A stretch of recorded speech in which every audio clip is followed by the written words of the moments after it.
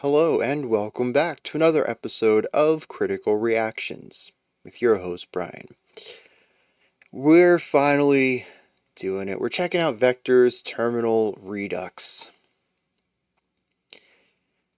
I don't think I'm in for a very good day. That's not to say that I don't like Vektor, they're extreme. We've checked out the opening and closing track on this album, Charging the Void and Recharging the Void, before. You can check out links to those. I'll put them up in the corner or something if you want to get some really in-depth. I think they're like 40 to 50-minute videos each. I go into some really big deep dives on them. I don't know if we'll be doing the same thing today, but I don't know. We'll see if maybe I hear something new on either of those tracks. Regardless, this is a 74-minute album, and one song tends to fatigue me. I don't know that I'm going to make it through this one without expiring and passing away from the sheer intensity of it all. There's no point putting it off any further. I am probably procrastinating a bit with this intro. Let's dive into the beginning of this album. Check out Charging the Void.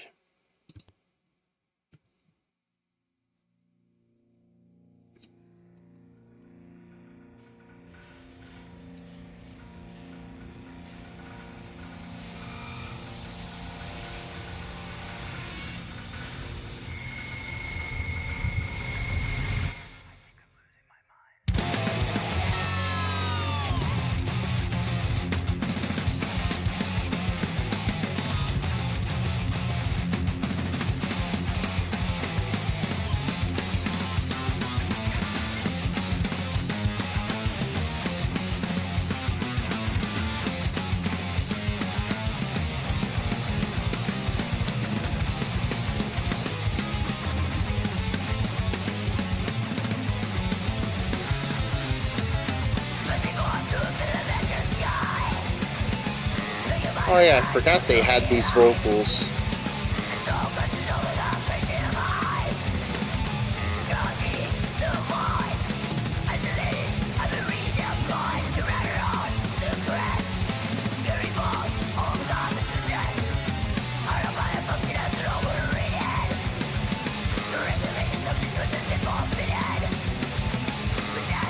The guitar's trading off here. When we get back to that chorus, I'll try to point that out.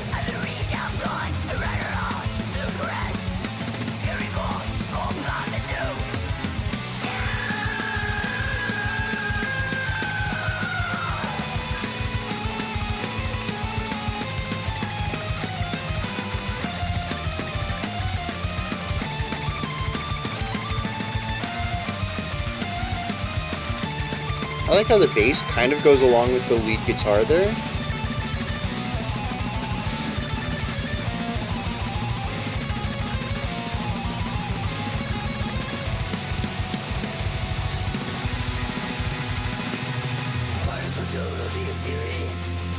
Within my grasp, entering the cloud of the exploding mass.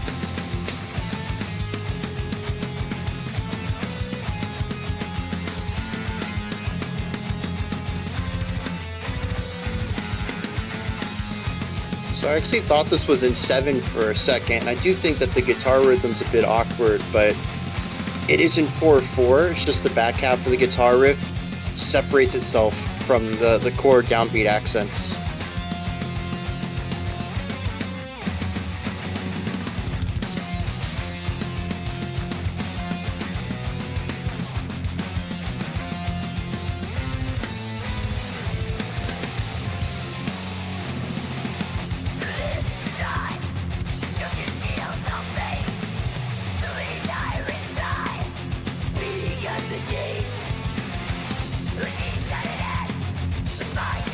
To a man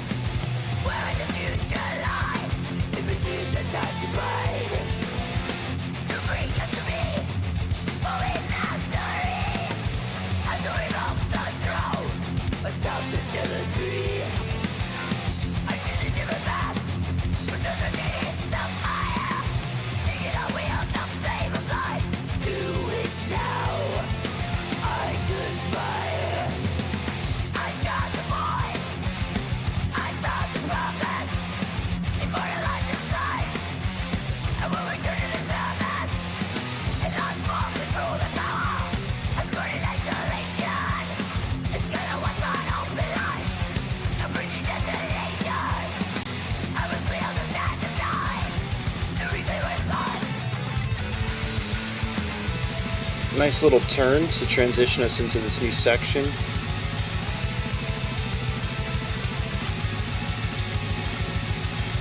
The guitar is filling out the high end, allowing the bass guitar and bass kicks to become the foundation.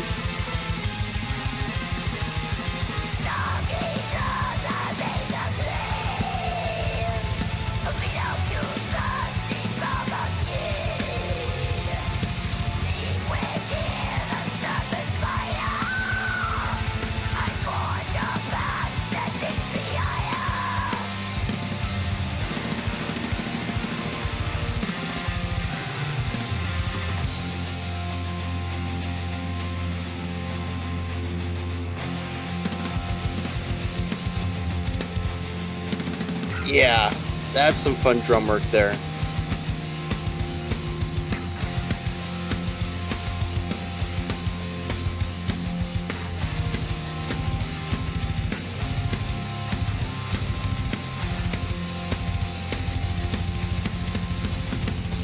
Ooh, interesting rhythmic syncopation there with the snare. I don't even know what we moved to.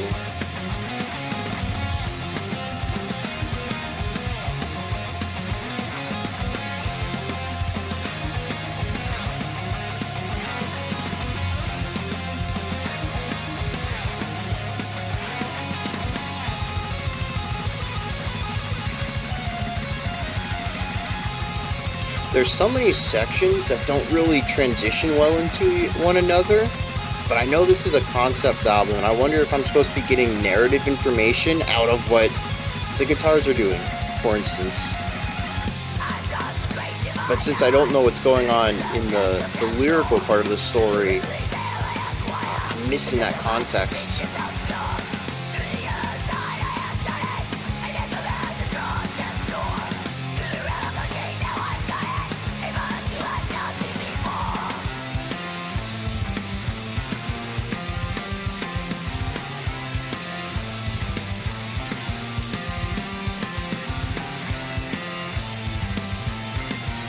I like the uplift here on our right guitar. Whatever we came out of, this feels very hopeful.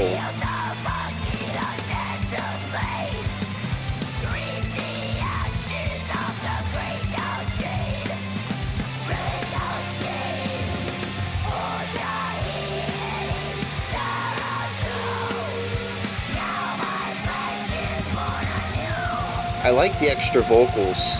I wish we would have cleans more often.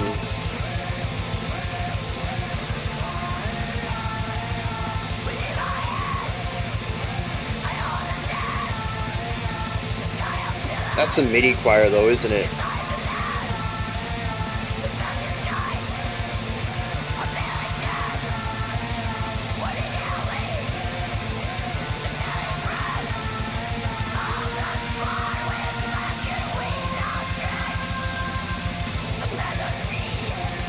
The ride cymbal is very prominent in the mix, especially against the snare and bass, which is very quiet.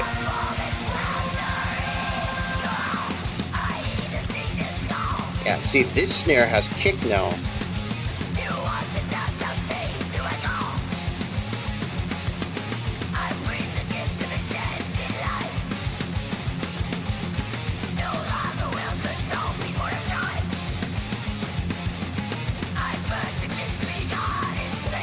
I do like the rhythmic syncopation.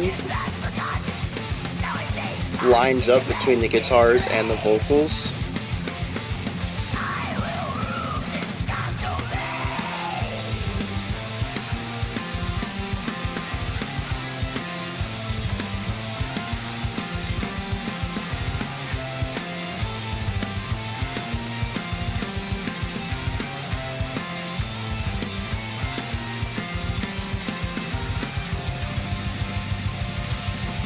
It's so weird when we get to the blast beats, the drum kit becomes muffled except the cymbals.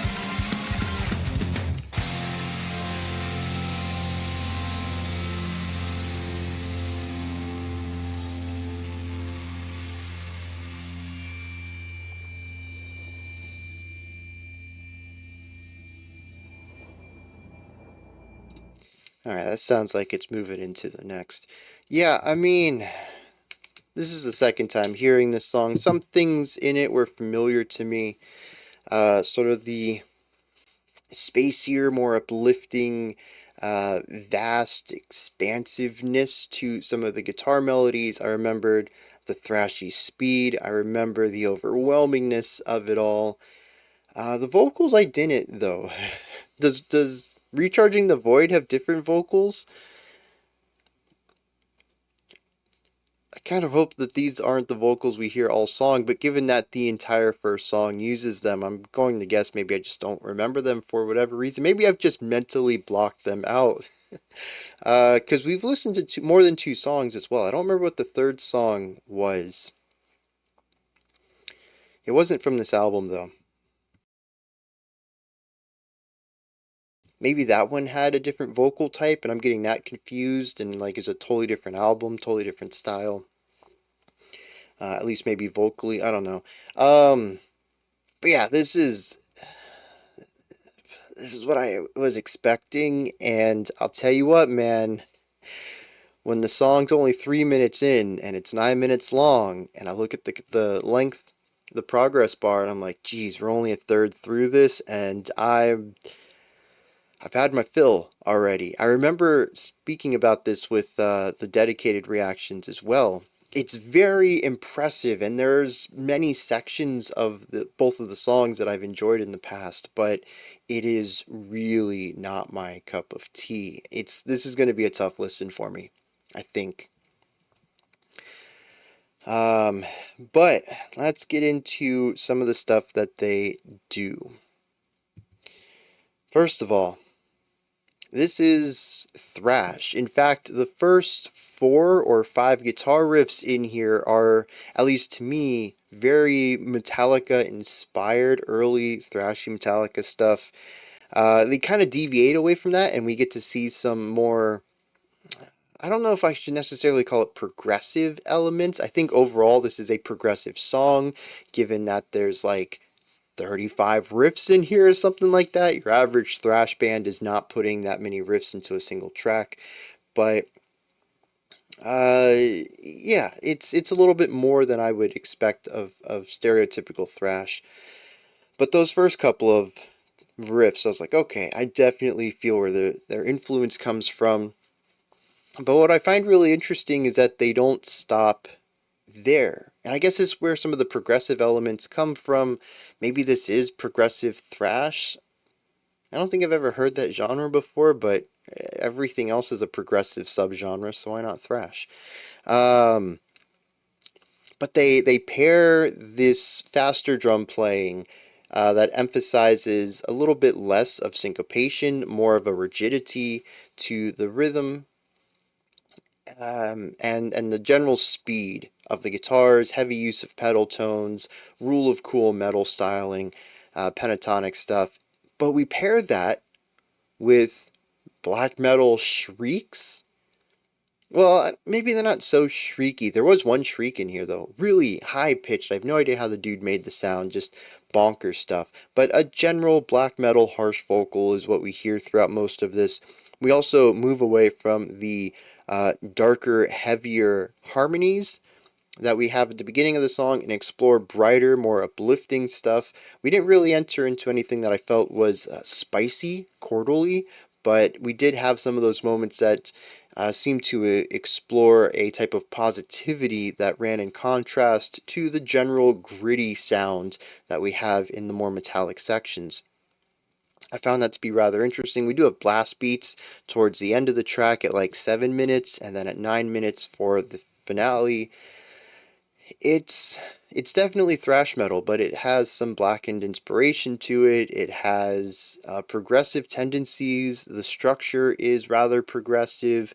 I could not even begin to tell you what the structure is. I mentioned at one point about talking about the way the guitars are passing off ideas, and I was like, oh, when we get back to the chorus, I'll bring that up. That section never came back. That was not a chorus.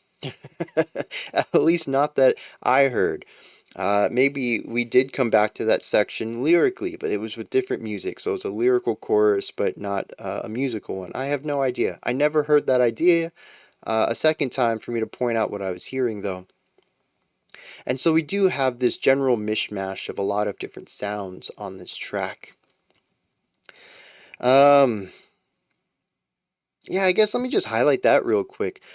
In that, what I thought was the first chorus, what was really cool was that the guitars were trading off Spotlight, where the right guitar would play this lick, this little like 1.5 bar idea before coming down to pedal tones for beats 3 and 4 of that second bar, and then the left guitar would then pick up and they would play their lead thing for however long it was before returning back down to a foundational idea, and then it was back over here and they played their same lick again. So it wasn't like they were having a conversation where it was linear and continuously progressing. It was, they have their riff, they have their like, but they took time or took turns doing the riff, and I thought that was pretty cool.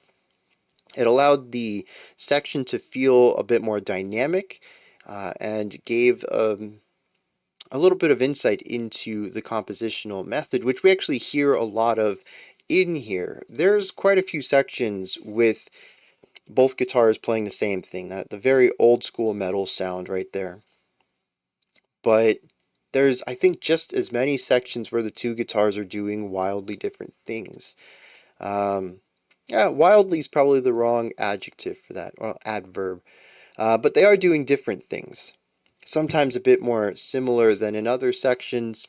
Sometimes they might be playing the same foundational idea. Maybe they start with pedal tones, like a dun dun dun dun dun dun dun dun dun dun dun, and then one guitar will have like a dun dun dun dun dun dun dun dun, right? Come back down to the pedal tone that the other one sits on the whole time.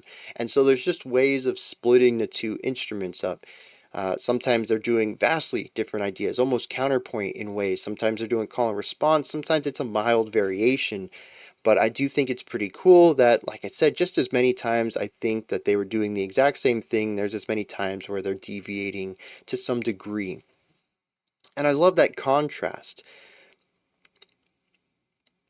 It works rather well, and it's always neat when I'm trying to figure out what's going on. It helps me from getting bored in this context of doing these analyses, just having more things to listen to. And speaking about that, we also have the bass guitar in here, who never really takes the spotlight on this track, but is never sitting still either. There's a lot of bass melodies, walking bass lines, arpeggiations. The bass rarely just sits on a pedal tone unless everyone else is as well, and they're really trying to drive home, a root note or something like that.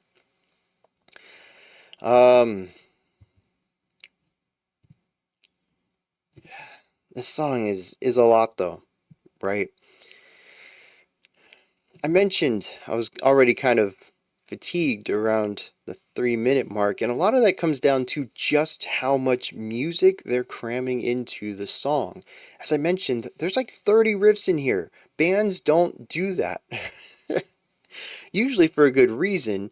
They can't come up with that many. I mean, that's an album's worth of riffs. You have 10 tracks with a verse, a chorus, and a bridge riff. Maybe your bridge riff is even just your verse or your chorus again, so we can even just toss solos in here as well. You've only written 30 ideas for a 10-track song then.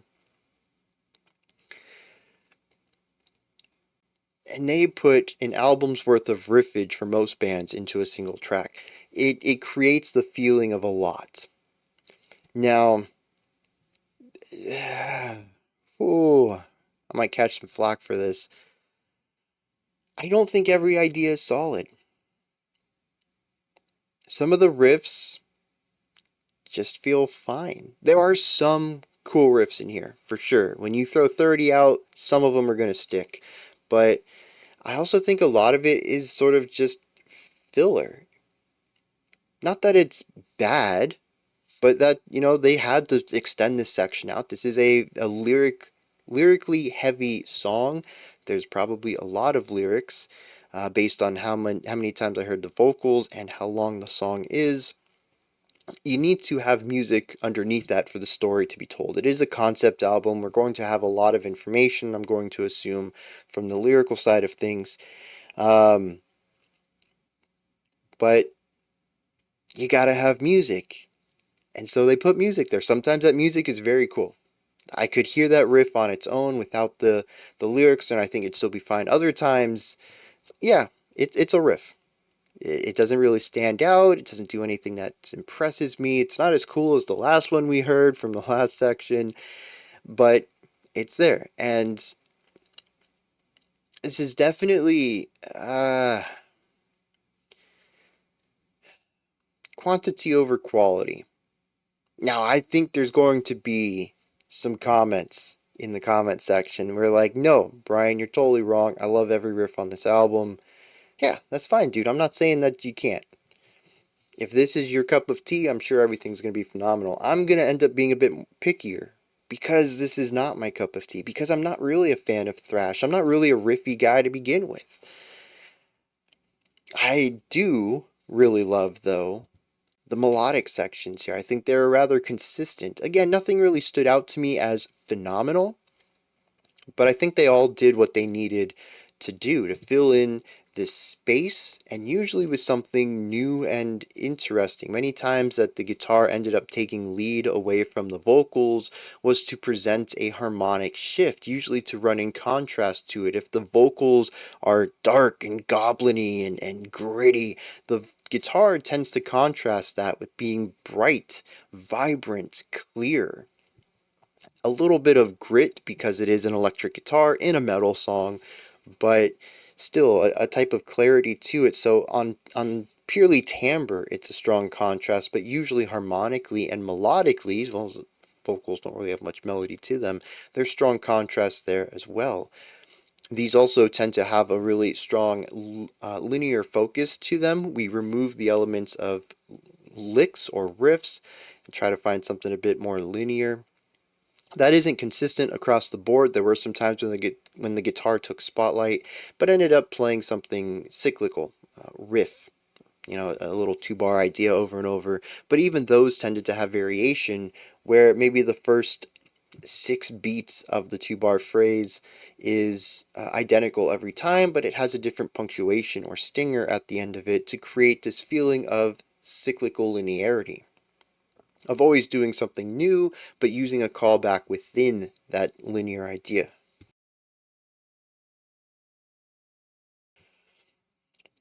But I do really value those linear melodies. They change up the song in a way that suits me better on a casual level. A lot of the song is loop-based, bass riffs, guitar riffs, drum patterns, and the vocals are just rhythmic. They're percussion, just like the drums are. They don't have anything melodic to them, so there's no harmonic function. It is the texture and the rhythm being presented, which are the same two ideas that we use when we talk about percussion instruments. And so for a lot of the song, we don't really have any sort of linear melody. We have melodic guitar ideas, but nothing that ever really feels like it's pushing the song forward. That's all done through attitude and drive and intensity and tempo. But what I tend to really love in music is melody. And so those rare guitar moments are what speak to me. They're what help me get what's going on. Now, on the same topic of riffs, I suppose we really need to talk about the big elephant in the room, which I already mentioned during the reaction itself. I feel like there's music intentionality here. I mentioned that the riffs don't always work well going between one idea to the next. There were a couple of sections in there where I was like, oh, that was a very cool transition, or that was a cool transition idea, where maybe we had one riff and then a 2-bar linear idea that they put a variation on to form the next riff. And so there was this little feeling of moving from one idea to the next in some sort of fluid idea. But not every single section felt like it went to the next fluidly, naturally. I really think that's done on purpose, though. This is a concept album, and this feels like a band who doesn't just give me information lyrically, but gives me information musically. The song does have a narrative to it, even if I'm not entirely sure what that is. We moved from... We never really had a slow section, but slower parts, relatively speaking, faster parts, split ideas, unified ideas, vocals, growling or screaming, I guess, to wailing on top of all of that. Guitar solos that create this feeling of optimism. We have the intensity and speed of the blast beats in those last two moments. It all feels like it's supposed to be telling me a story, but I don't have the lyrical side of the story to get it. It really feels like they're in tandem, sort of like in film. You might have an exposition dump and they will, through speech, give you story, but then you also might see the next scene and it's a reaction shot, and you're getting part of the story through character movement now. What kind of face are they making? What's their body language hearing this information? You're learning more about the story through multiple means. Sometimes even the music, the soundtrack, can cue you into an atmosphere or a vibe, or maybe even foreshadow an event. I think that's what's happening here, where maybe all of these musical ideas that don't really feel like they gel well in an abstraction probably make a lot of sense if I know what's going on in the lyrical story, since they require that context. And I kind of worry that that's going to be how this whole album is. It's too musically dense for me to pull the lyrics up and follow them along while I listen to it. I'm going to miss out on way too many musical ideas if I try to focus on the text during the reaction itself.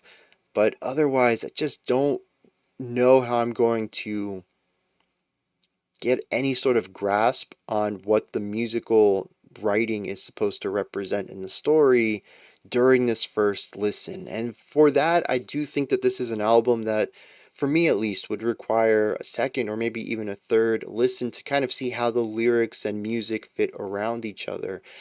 Analyzing them in separation is typically okay for most songs, but in this case, it's just not the best way to go about it. But it is the best way I can do it without sacrificing one or the other. It's just going to be really difficult to bring everything together in the end. Yeah, let me check out some lyrics on this. I know we've read them before. I got to refresh myself, though. It's been months, maybe even a year since we checked this song out, so I don't remember the lyrics at all. Alright, I'm going to tell you, I don't know that the lyrical analyses are going to be too strong today anyways. There's a lot of information in this track in particular. I assume the rest are going to be similar, especially given that it tells a sci-fi epic story. But what we have here is, interestingly, a cool start. It is both at the beginning of the story, but in media res. Normally, a story will start at the beginning of the conflict, usually even pre-conflict, so we can get an idea of what normal life is, to see how being thrust into the rising action is the change from that. Think about looking at the Shire and the life of Frodo before going on the journey to destroy the ring. We don't get that here. Instead, we start in the middle of somebody being ejected into space on a pilotless ship that is just supposed to go into the black unknown. We don't really get any other explanation, although the annotations on Genius have told me that it's something called the Isolation Project, and it's what they do to it's a type of punishment to just eject you into space with no control over your ship, and you just go out there until you go mad and die. That's where we start. It says, I think I'm losing my mind. Those are the first words we hear. I assume that some of this extra information is told in the rest of the album. I think there is also a comic book. Now, I might be getting that confused with Coheed and Cambria. I don't remember. There's probably some extra information out there, though. Some extra musical, extra album. What would you call stuff outside of the album? Extra musical. Yeah, I'm going to stick with that. Information out there. Anyways, though, we have this dude in a ship on autopilot, just careening out into the blackness of space. And he decides that this is not how he's going to die. So, as of verse 2, autopilot functions have been overridden. For isolation subjects, choice has been forbidden, but death and destruction are what I've been given. So basically says that I overrode the ship's autopilot. I'm now in control of the ship. I can go wherever I want. Everyone else in this situation has their free will removed from them, but I'm not okay with that. I've decided to take a different route. A little bit of a chosen one narrative here. No one else has ever overridden the Isolation Project ship before, but I did. No explanation of how. I mean, it's a song, right? Details don't really have room for that. It's more of a novel thing, maybe a movie thing. But yeah, like I said, a little bit of a chosen one. I'm the first person who has ever done this. It's all because of my sheer will to live. Although, who are they? That's where I stand right here. Are they a criminal? Was this an actual punishment, or is this some sort of political retaliation? Are they actually a good guy that just happens to be in this punishment ship? Who knows? Maybe we'll find out by the end of the album. However, I will tell you though that where this song goes tells me that they're not. As they said, death and destruction are what they've been given. That's not usually the words of a protagonist, a hero, if you will. He then talks about wanting to go back to the planet and get revenge. Talks about tyrants and regimes that need to end, policies that oppress the people. He says, I'm going to go back and fix civilization. But first I need some power. And he talks about seeking immortal life. And then talks about this, I don't know, what was it? An element? Something like that. Oh, a molecule that no one else has ever seen on the planet? Star system? Oh, it's a specific star called Alshane, also known as Beta Achille. So he pilots the ship over to that star, goes inside, grabs this molecule, and now he says that he commands the sands of time. He's functionally immortal. Now, that star ended up being destroyed. He says as he leaves it, it's now a relic, but I have the molecule. Again, not really the actions of a hero. Anti-hero, maybe at best so far. He says that his flesh is now born renewed, and he is heading back in order to rule this Stark domain. So yeah. Again, doesn't sound like a real good guy, but it is our protagonist of the story, and that's where we are at. Was sentenced to death, overcame it, and then overcame life in or overcame death in general, holding the sands of time, and is now immortal, going back for revenge. It's an interesting start. I don't remember understanding all of that on the first time through, but I don't know. How long has it been since we checked out Charging the Void? Moving on, though, the next track is Cygnus Terminal. Let's dive into this one and see where they take it from here.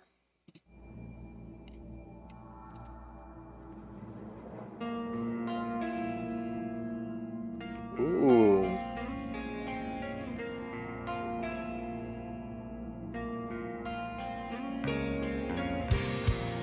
Oh, I forgot to comment about lyrics and music.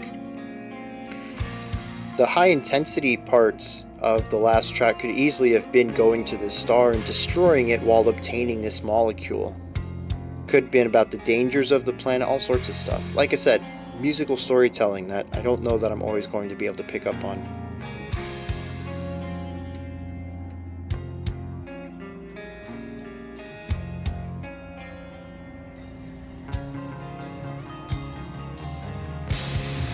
Yeah, I like that polyrhythm there on the cymbals.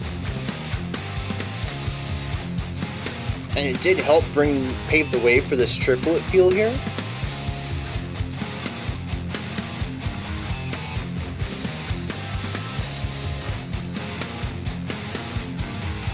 What is the time signature here, though? I'm having a tough time finding 1.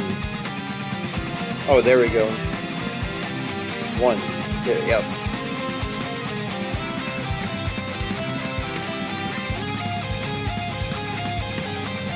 I just needed that tremolo picking to let me know.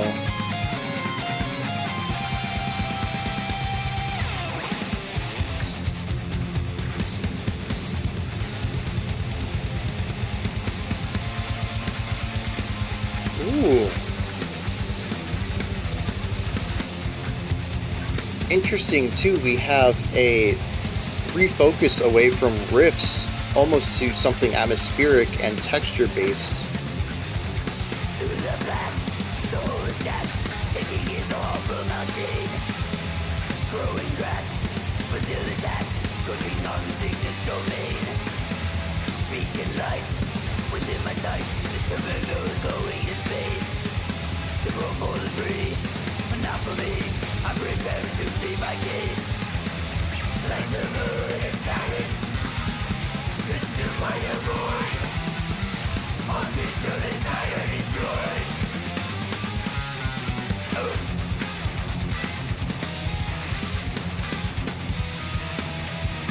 Yeah, we're back to a riff focus.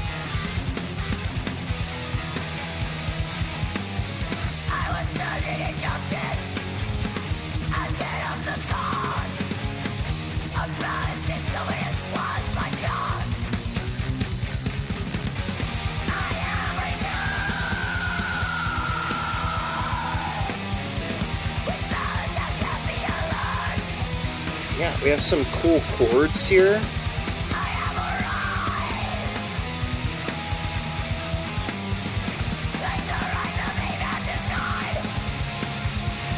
Very open and vast again.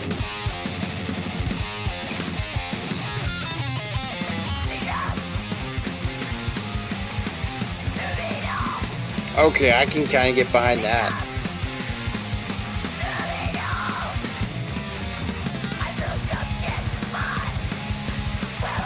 Oh, dang. See, I like that last riff a lot better.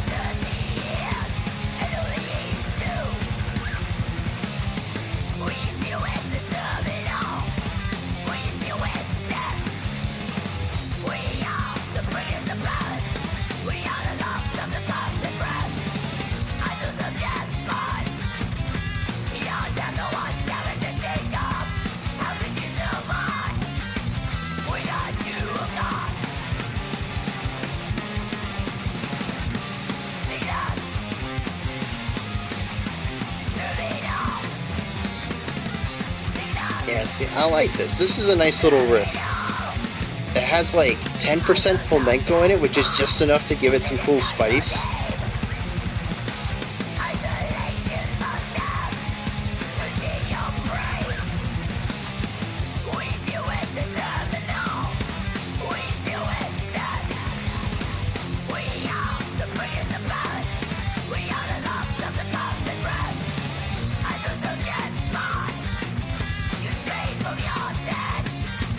I am picking up words every once in a while. There's a really clean enunciation to it. I appreciate that. The production's also clean on it as well, but it's still a really gritty delivery overall. Just don't quite have the ear for it. I think with a little bit more time, I may be able to train the ear for it, because I think on their side everything's well done.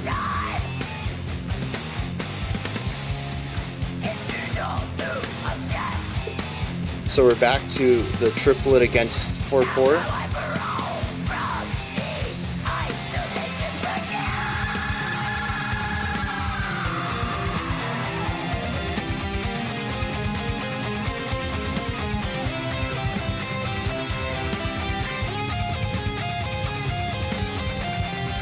Yeah, the tom heavy approach here is really great, keeping the energy down. allowing us to build into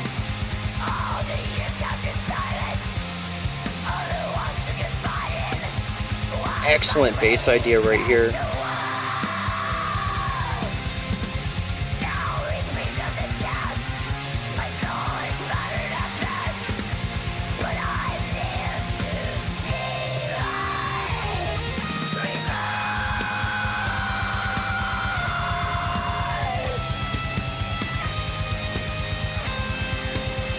A random positive vibe from the guitars.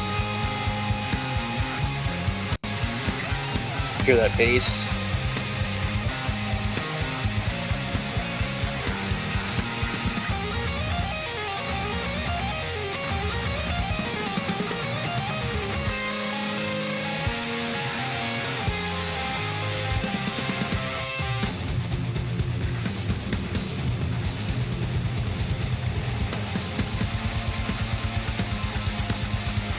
Yeah, that's a fun descent too, with the pedal home tone underneath it.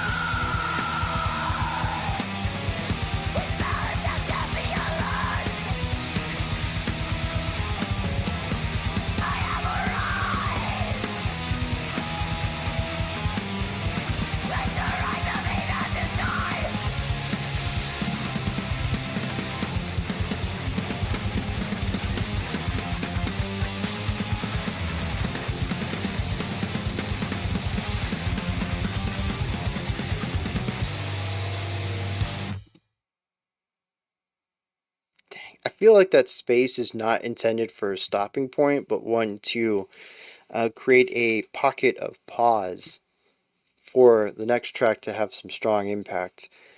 Because I bet the next track kicks off hard. I'd be very surprised if we start soft or fade in on anything, given that it goes right up to the end. If there was 2 seconds of silence between tracks, yeah, that'd be totally different. But this feels like the silence is the transition, which is actually an interesting concept in and of itself. We usually talk about tracks moving into one another because of the sound continuing to move. Maybe a note gets held out, maybe a sound or a texture. Maybe there just isn't really much of a break at all. You don't even realize it, and you've actually been listening to 4 tracks now. You don't ever remember any stopping point between them. But music is a combination of sounds and silence, and that silence could very much be a transition concept. But again, as far as I'm concerned, it really needs to be a bit on the shorter side. Maybe just 1 beat of silence, 2 beats of silence. Once you start introducing more than that, it feels like a hard stop into the next track.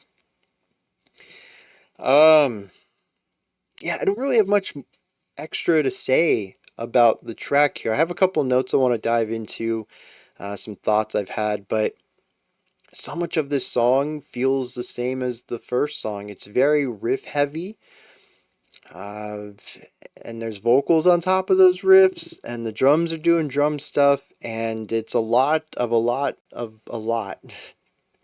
Very thrashy, very fast, very overwhelming.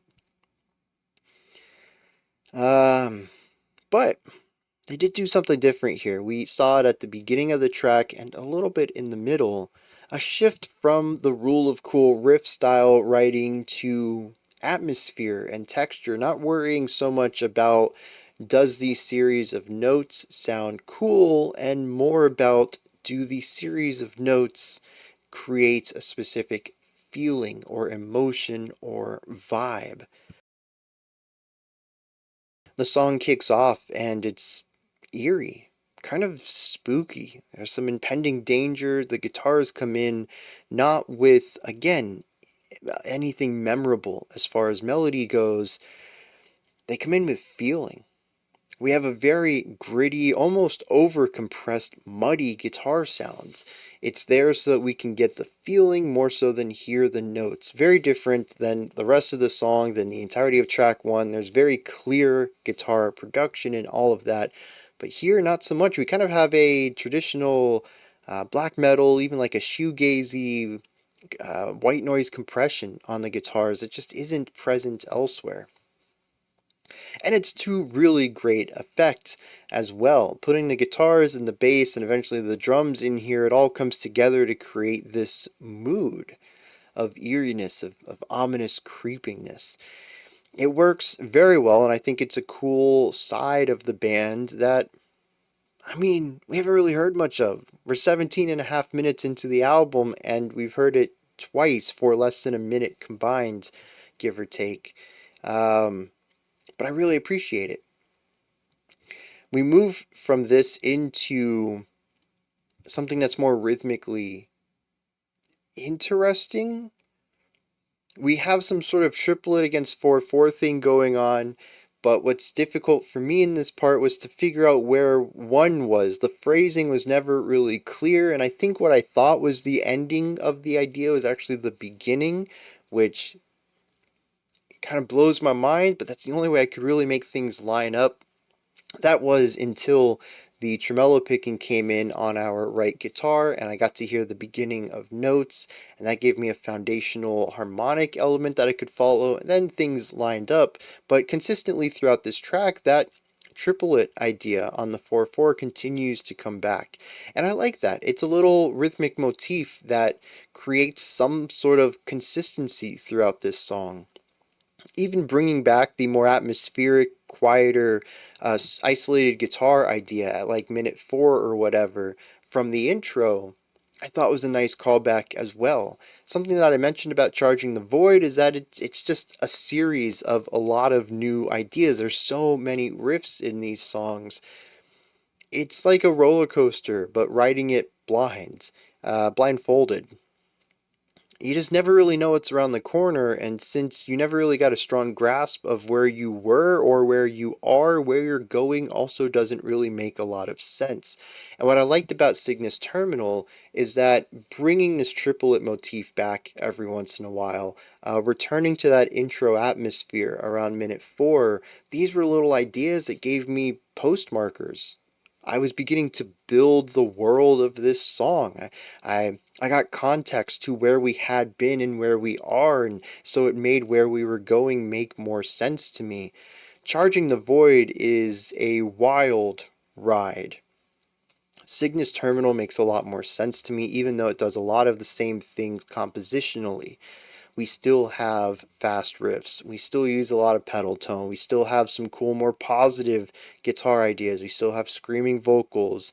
We still have drums keeping the beat in the background. What the instruments are doing doesn't really change much, but because there's this structural element that's different, because there is a recurring idea, or ideas in this case, it helps the song flesh out into something that I think works really well. And I kind of hope they keep doing this. That's not to say that Charging the Void is a worse song because it feels completely linear. It's just a lot harder to get a read on. Maybe that changes on repeat listens. I'm sure it does. But there's also something to be said about foreshadowing and repeated motifs and callbacks that I think typically always elevates a work, even in something totally linear. You go listen to some of the the greats of classical music, and they can still be very linear while still having callbacks and recontextualizations, and still tying future ideas into past ones. To me, there's just never anything to lose from that. You're only gaining depth to your composition. And in this case, it even improves the first time listen. So Cygnus Terminal definitely stands a bit higher than Charging the Void for me in that aspect. Although I suppose the linear element probably works better for charging the void simply because of the events.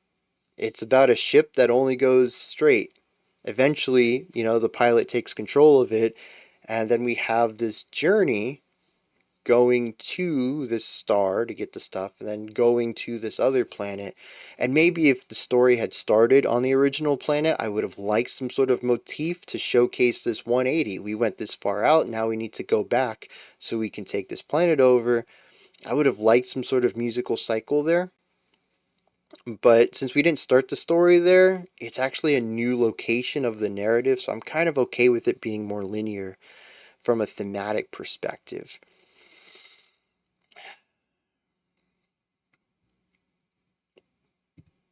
Lyrics.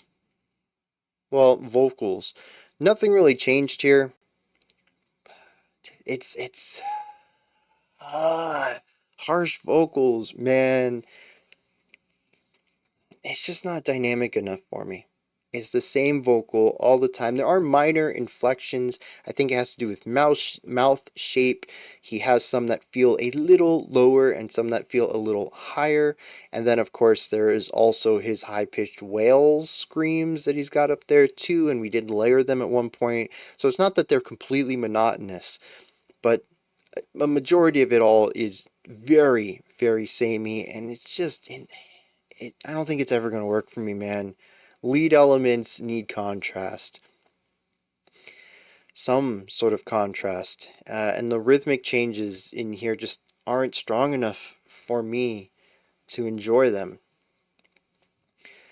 I know, I feel like I mentioned this band way too often, but Archspire, their vocalist, knows contrast. It's the same harsh vocal for pretty much all their music, but the cleanliness of the production, the cleanliness of the delivery, and the rhythmic changes, they're all over the place. It never really sticks with one rhythmic pattern. It's constantly changing. He incorporates even really fast, almost rap style technique. There's so many ways to make harsh vocals interesting, rhythmically, texturally, and just so many vocalists don't. And I get it.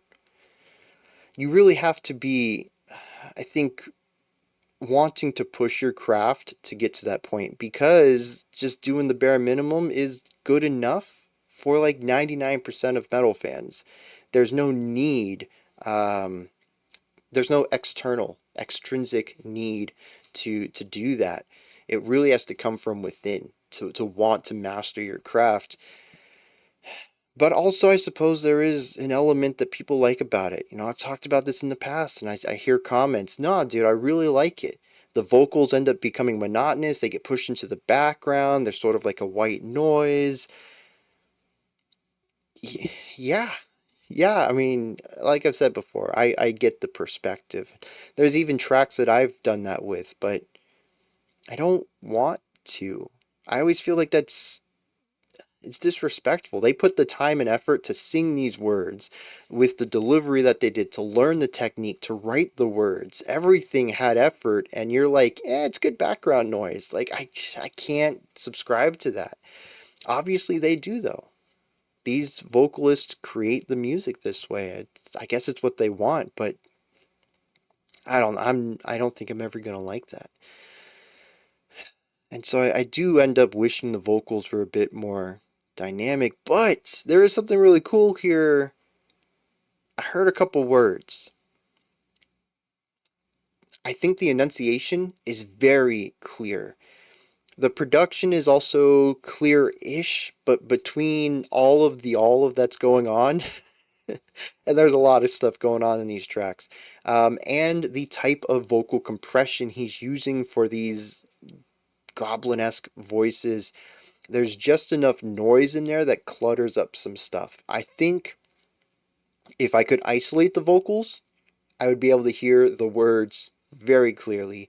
And I think by the end of this album, I might be able to develop an ear to hear the vocals, as long as I'm really paying attention and focusing on them, to the detriment of hearing pretty much nothing else, just hyper focusing on this one instrument. But I do want to give praise there. There's a lot of vocalists who just slur through it or use muddy vocals, and there's just not a lot of sharp articulation and enunciation to the words. And this vocalist absolutely gets that. There's a clarity to the vocal delivery that I don't always hear and that I do value in metal. So I don't want it to all just be negative. They're not my cup of tea for sure, but the vocalist is definitely putting in work. Now, I mentioned that the drums were rather rigid and static on the first track. I don't know if I just misheard that, or maybe we have a totally different drum style here. I don't know how I could have misheard it. I mean, I was listening to the drums, but dude, on this track, the drummer felt like they were changing things every like 2 bars or something like that. We might have a ride cymbal heavy syncopated swung idea for 2 bars, and then it's tom heavy for 2 bars, and then we're on the hi-hat for 2 bars, and there's going to be the consistent element underneath. Maybe snare on 2 and 4 and quarter note bass kicks. Those do not change at all, but what's ornamentally around that, what is played against it for contrast, shifts all the time. This drummer does not sit still. It is actually kind of bonkers and makes me feel very not nervous, anxious maybe. Part of me is just like, dude, stand still for a second. Like watching a toddler just run around a doctor's office, and you're like, there's a seat, bro. Just calm down, please. And it's good. I think it absolutely fits the feeling of the song. There's high energy and intensity from everyone. It makes sense for the drums to lean into that as well. But I don't know why I didn't pick it up on the first track. Maybe it's just this one. But every time I tuned into the drums, I was like, I could sit here and listen to this for the whole song and never get bored. I gotta check something else out, right? Because like otherwise this will just be a drum-centric analysis. I didn't hear anything else going on. But I focus in on the drums. I'm like, dude, it's mesmerizing almost. Just always moving to something new. It feels linear, but it also has these larger patterns at play. It's really great. Now, aside from rhythmic stuff, I also want to talk about harmony. This song also employs some brighter ideas, especially with the lead guitar stuff, carrying over what we heard with Charging the Void, but there's actually something really cool going on here, and that we have a third harmony type. Aside from the rule of cool, grittier, heavier stuff, and the lighter, more optimistic melodies that we hear from the guitar, we also had that one section I really loved that had just a dash of a Spanish flair to it, not rhythmically, not melodically, but chord-wise. And I thought that was really cool. We also had a tad bit of classical inspiration in here that we heard a little bit in Charging the Void, so little that I didn't even bring it up. I didn't think it was worthwhile. But here I think it's pretty clear that we have a very wide chordal palette at play. I'd like them to lean into it a little bit more. It tends to be a little idea that we hear against the plethora of standard thrash metal ideas, harmonically again.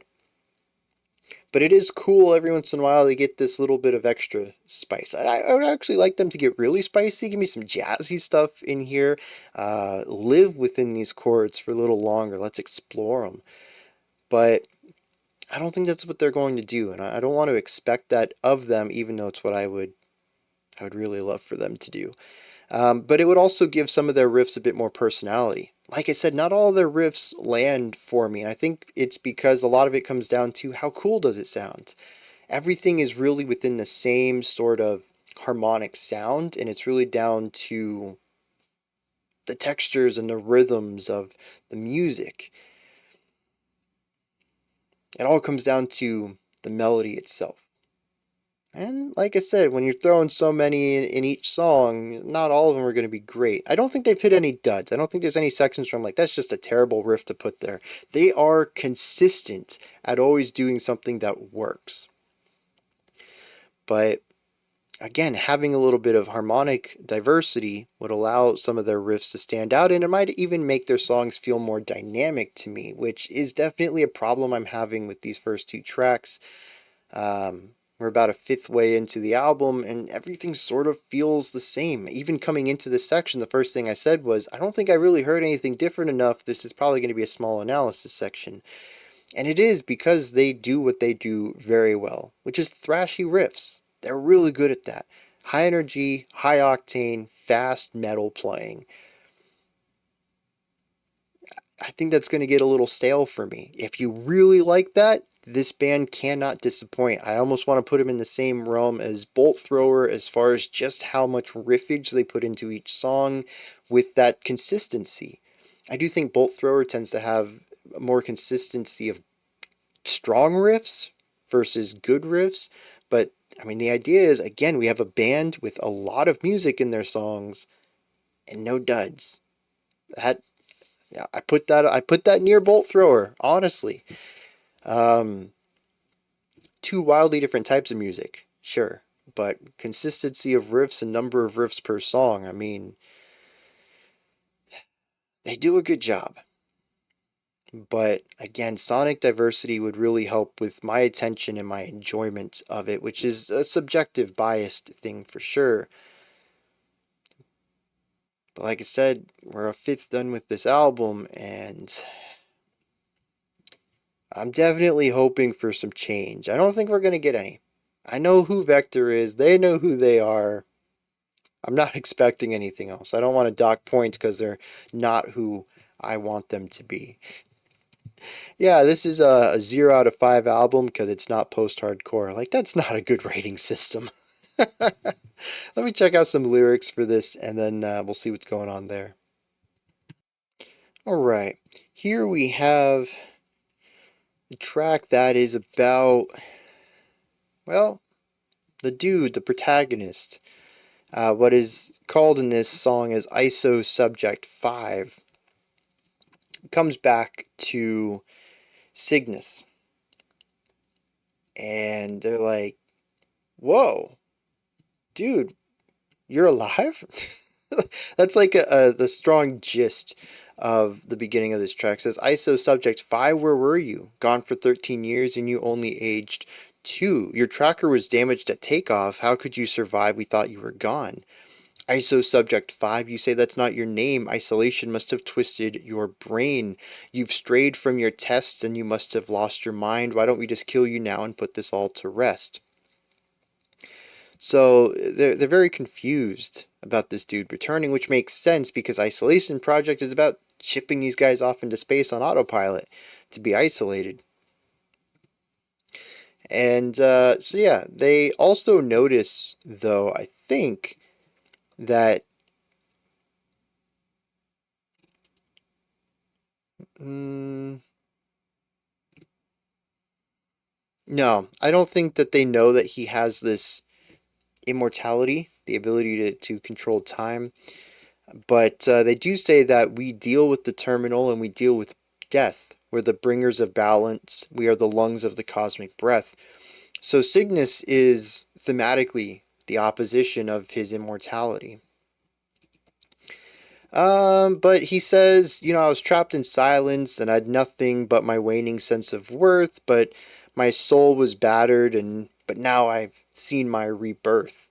That I'm something new here. And he says, let me go back to what I was doing. He says, failing now because of my leave, LCD at full capacity. This is where I'll restart my work. Take the names of those who caused me shame. Be silent, swift, and deft on your search. Now, LCD is the name of the next track, which stands for Liquid Crystal Disease. So yeah, another not good guy thing going on here. He's going to return to his work of building a disease. The song ends with, I have returned with malice that can't be unlearned. So yeah, it doesn't really explain what happened after their conversation where Cygnus was talking to him about his return, but I guess he just went his own way, which makes sense. He's immortal. What does he care? I was not expecting multiple voices, though. Or multiple characters. We didn't get multiple voices, which is... I've said my piece about that on other concept albums in the past. I'll just leave it. I wish there was more vocal work to signify the different characters. Alright, we do have a minute-long interlude into a 5-minute track, which is the shortest one on the album. We're going to play both of these back to back. Let's kick it. Oh wait, no, this is a 7-minute song. The next set is going to be the interlude.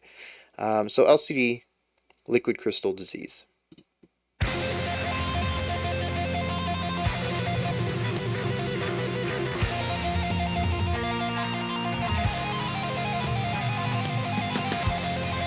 Yeah, so that really quick, short interval tapping that's going on there, really creating this sense of dread and power combines.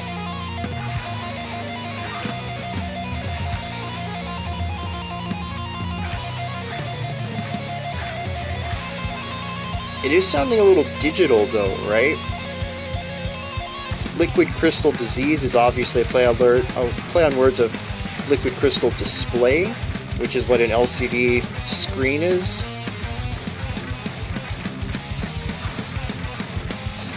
So would this be a disease that is transmitted through monitors and televisions?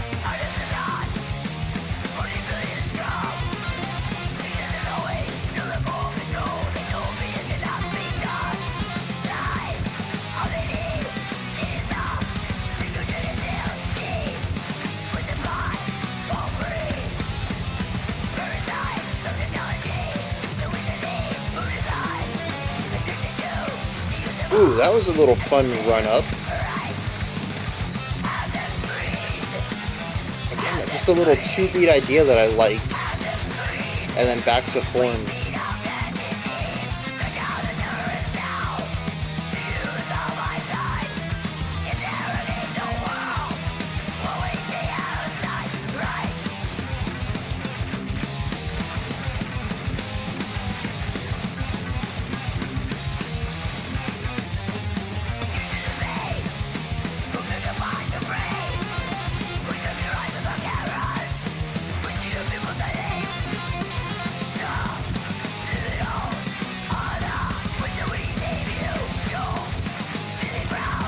Yeah, this is just aggressive force.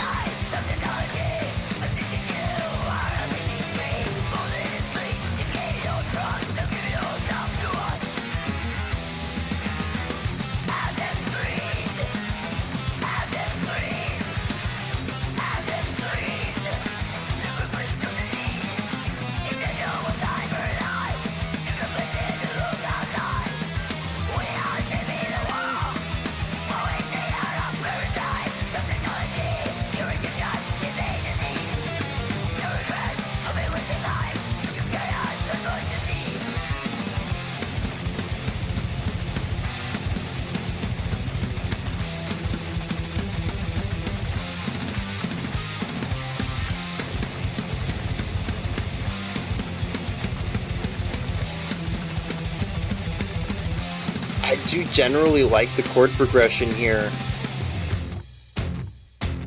but the fast 16th notes were just not really working for me. What? Is that Raining Blood, right? That's what that reminds me of.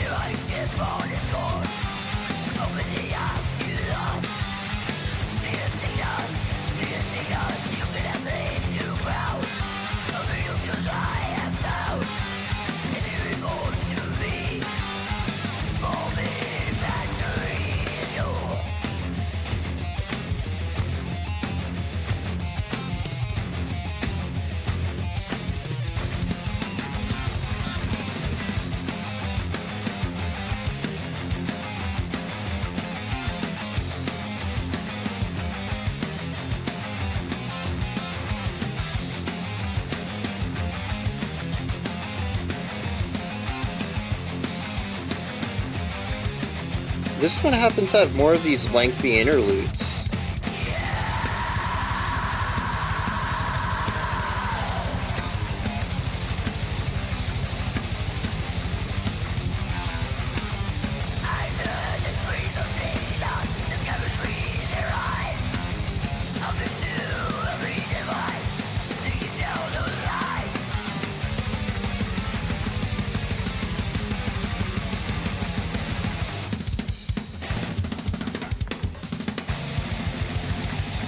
Okay.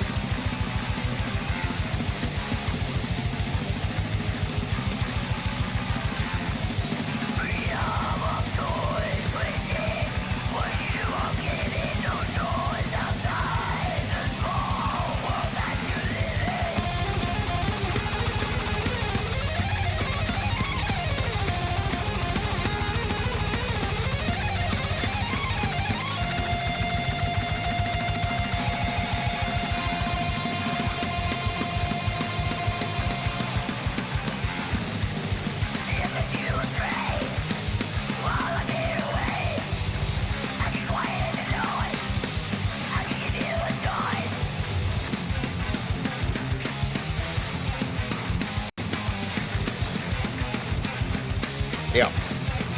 Okay. Those really tight, quick, slurred notes, hammer-on pull-off for guitar people. It creates a very specific sound, doesn't it?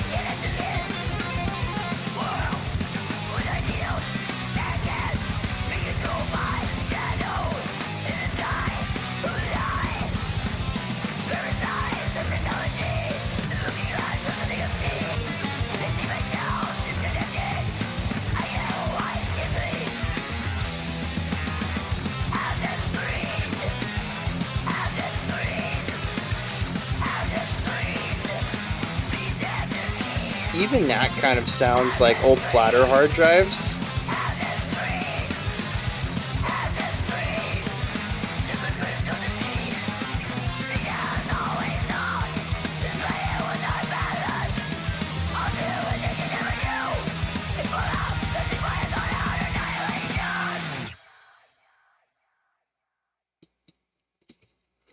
Yeah, so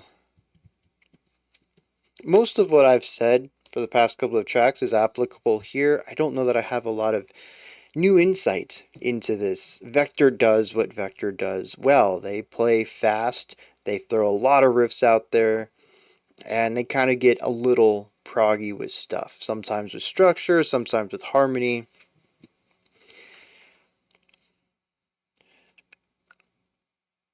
But there's one thing that this song does wildly different than the other two, which actually is pretty cool too, because track 1 was pure riffage. Track 2 introduced some atmospheric ideas. So all three of these tracks so far do have a defining quality to them. I wouldn't say that the three songs are vastly different. I think on the whole, like 80% of them is very similar. But if you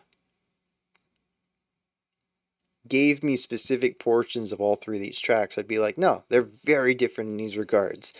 They do end up utilizing slightly different palettes in enough of a way that I can differentiate between them, which is impressive given how similar they are. But the one thing that does stand out to me on this one, what separates it from the other two, is the quick note shifts. I think this is the fastest song tempo-wise of the album so far, and when we mix that with the really fast hammer-ons, pull-offs, and tapping techniques here, we end up hearing a flurry of notes in a lot of these sections. Right at the beginning of the track, we have the bouncing back and forth between two notes rather rapidly that eventually grows into a sort of arpeggiation, going up 3 notes and coming back down those same 3 notes. Well, starting on a root, going up 3 and then coming down those 4. Anyways, you get the idea. There's 4 notes, we go up, we come back down. Really, really freaking fast. By the end of the song, we're using really quick hammer-ons in order to once again create this fast fluctuation between sounds. Many of the times that we have a pedal tone. It isn't in the same octave. It's usually quite a bit below the melody line, creating this jagged movement between pitch that, to me, even for a moment, reminded me of old platter-based hard drives. In fact, there's a lot of music out there on the internet now played on hard drives, and that's sort of what that moment reminded me of.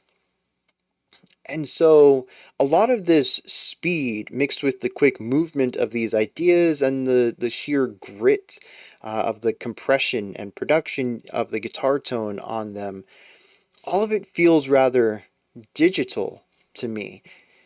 It isn't just the playing that is at, the forefront of human speed, of kind of pushing towards something that sounds inhuman, but it's also the general timbre of all of it and the way that it all smashes together at these speeds with the rapidity of the pace that they're moving at, that sounds digital too. There's an element in here that leans into the pop culture sound of modems and digital beeps and bloops and stuff like that, hard drives, that absolutely sells this idea to me.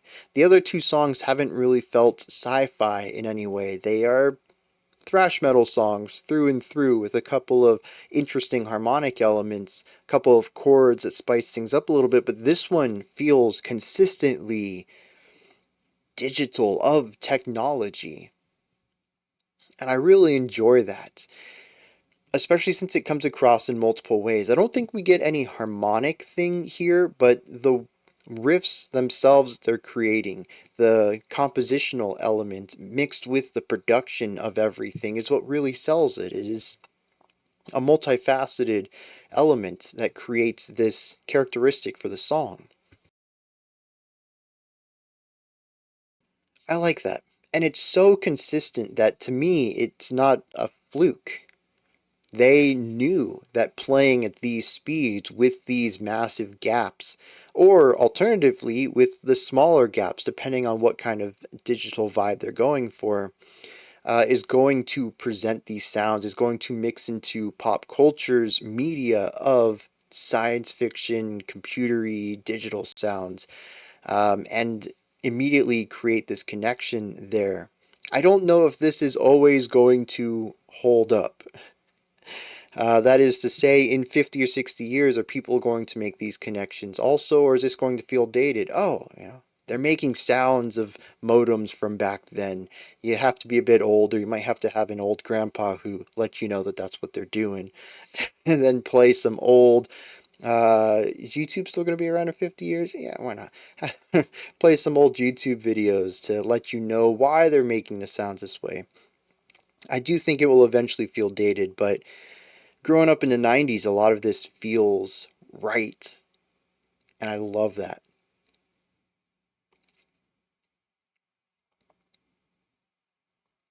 But I think that's all I have to add to this one.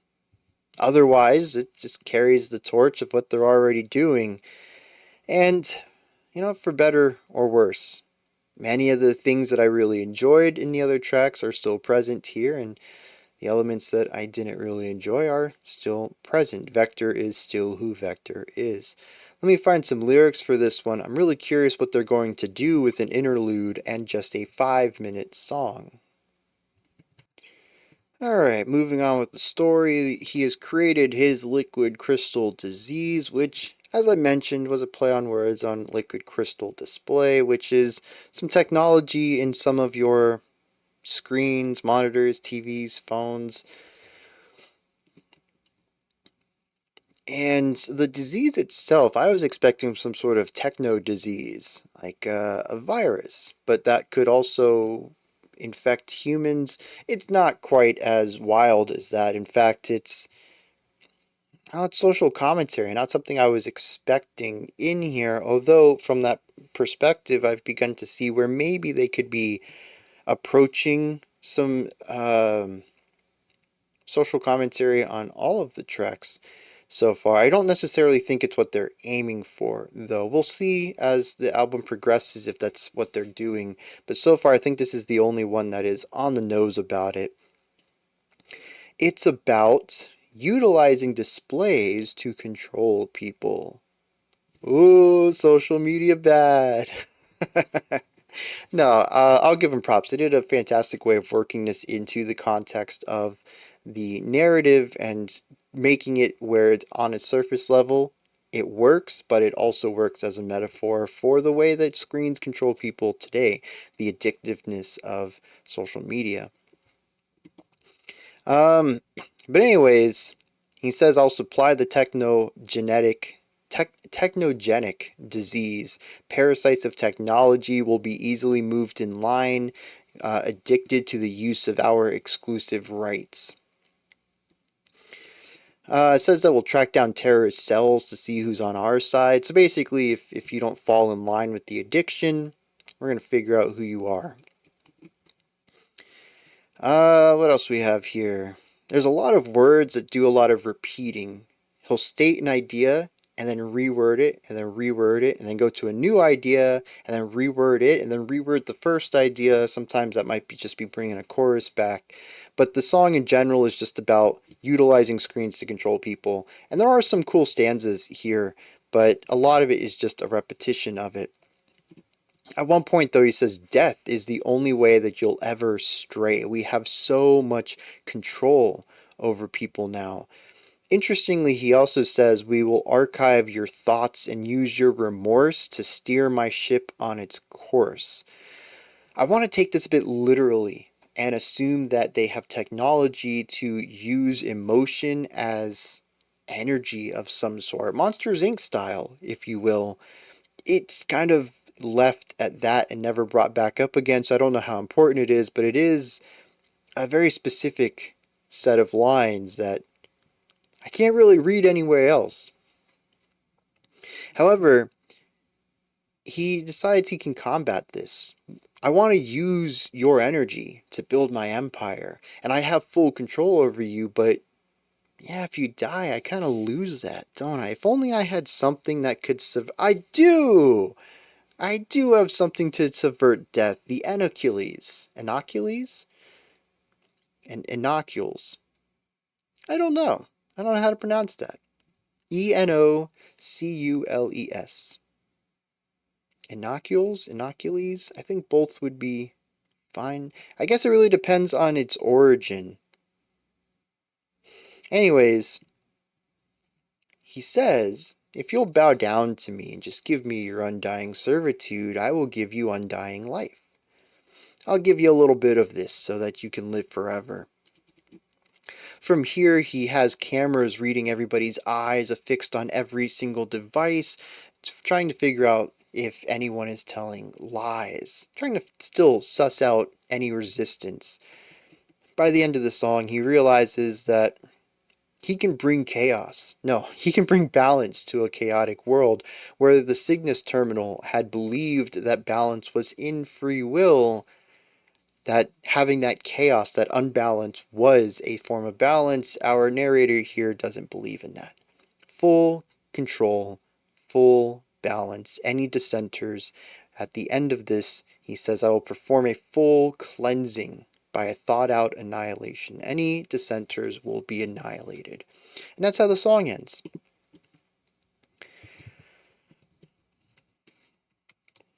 I don't necessarily know that the ramping up of speed on that song necessarily sells anything in the lyrics, but like I said, it does add to the digitization of the guitar work, which does work well with the concept of a digital disease. So that's definitely more of a thematic lining up than more of a narrative tie there. All right, we have a little 1-minute instrumental here called Mountains Above the Sun, and then we will check out the shortest track on the album. Let's dive into this and see where they're taking us next.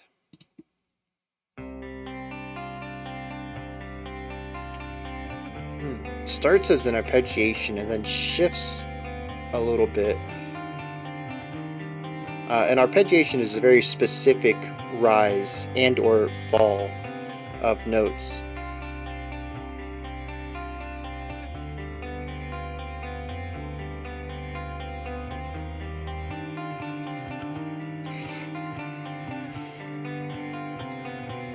I do really love the bass.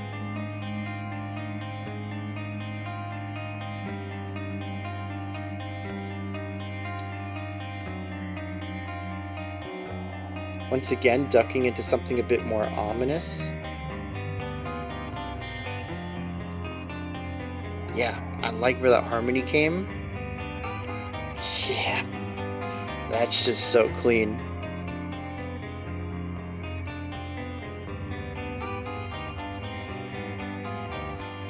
A retardando. Yep, into a held note.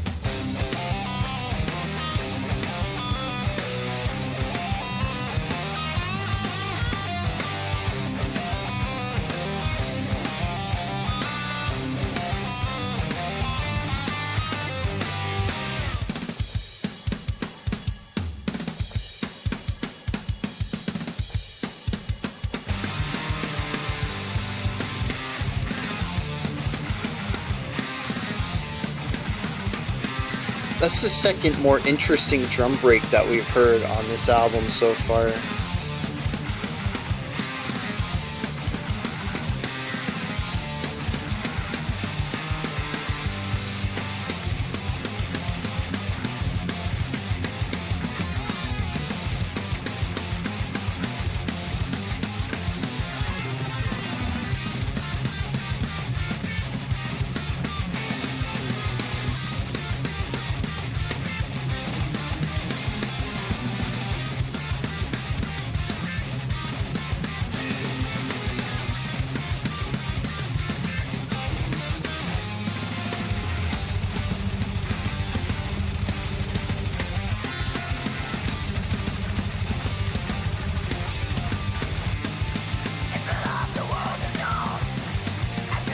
Ooh.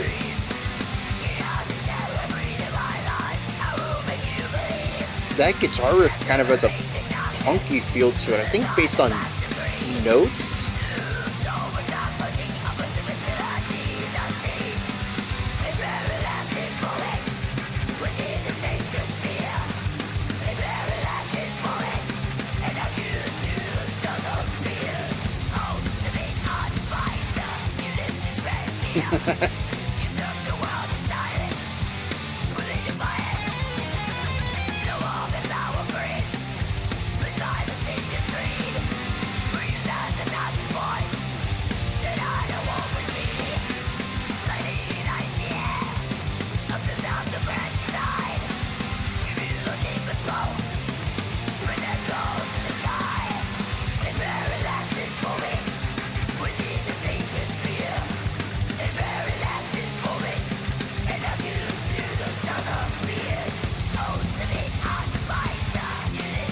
I do like the rhythmic idea there.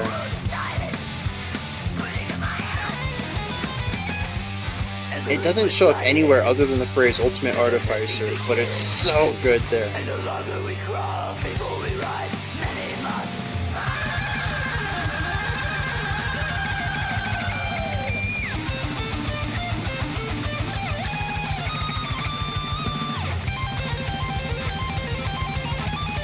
This isn't the first time we've heard shredding, but I can't think of any other solo that's been like this.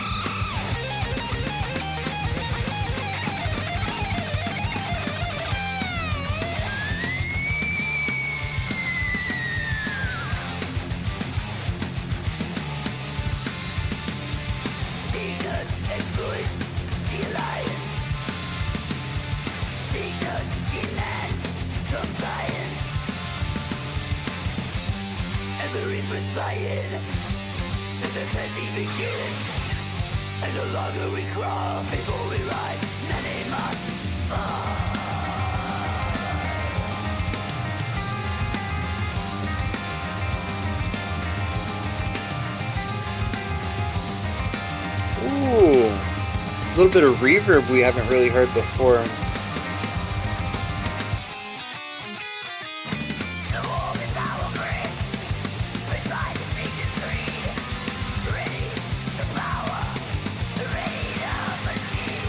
Oh, you know, it's also the offbeat snare that gives it a punky feel.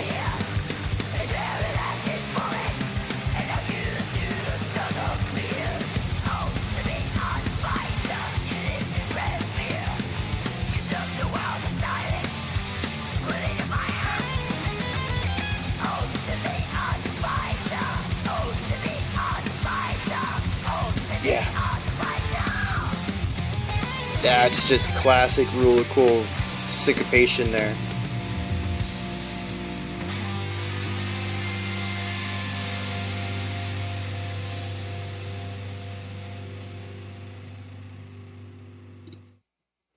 Ultimate Artificer. Yeah, that is a cool little thing. It's very punchy and crisp. Just a very nice rhythm. All right, I got a few things to talk about here at the midpoint of the album. None of them really about that song in particular, but I have started noting down how I would describe the differences in the songs. And for track one, I called it windy. It's the one that seems to be the most linear and the most confusing to me. It may have been that was just because it was my introduction to the album, but the other tracks seem to fall into more of a verse, chorus, bridge, verse, chorus, outro. Whereas track one, I never quite got a grasp on anything that was happening. Track two is the atmospheric one. Track 3 was the digital one. Track 4 is our calm instrumental. And track 5 has the shreddy guitar solos. Like I mentioned after listening to track 3, I think it's very interesting that, again, 90% of these songs all share a very similar DNA, but they all have these small details to them that separate them. I would never get Ultimate Artificer confused with LCD.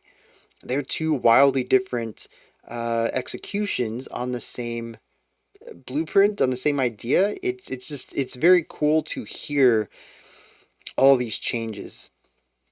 Now, to me, again, they're all a bit too samey in a genre I'm not a big fan of. If we had all these minor changes in jazz or post-hardcore or something like that, I think I'd be more receptive to this type of minor modulation. But I do want to point it out that I do think it's cool that despite this album still not really being my cup of tea, I love hearing all these little unique elements. There's been some bands in the past where we've checked out an album and I'm like, yeah, that whole album it was the same thing for me. From start to finish, I don't hear any difference between any of it. And the analysis by the end of the album was, yep, that was more of the same. Let's check out some lyrics. There's nothing for me to comment on at that point. And here, I think consistently, other than LCD, oh no, I did comment on the unique element there. Yeah, consistently, there's always been something new to bring up after each track, and I really like that. I wish there was more to dive into. We've definitely checked out albums where every song is wildly different, and I feel like I'm approaching each song as a completely fresh idea. Those tend to be really long videos too, and this is already going to be long. I know we finished 2 tracks and we're already an hour in. This is going to be a long album review, but it could have been so much longer if all the tracks were different too. And like I said, it's for better or worse. If it's a genre you like, you can't go wrong picking a band that's consistent like this. Like I said, if it was a genre I did like, I would be all in on this, and the minor variations on each track would be icing on the cake. But thrash metal just isn't my thing. But again, I want to point a little spotlight at that. I think it's very cool that all these tracks are very identifiable.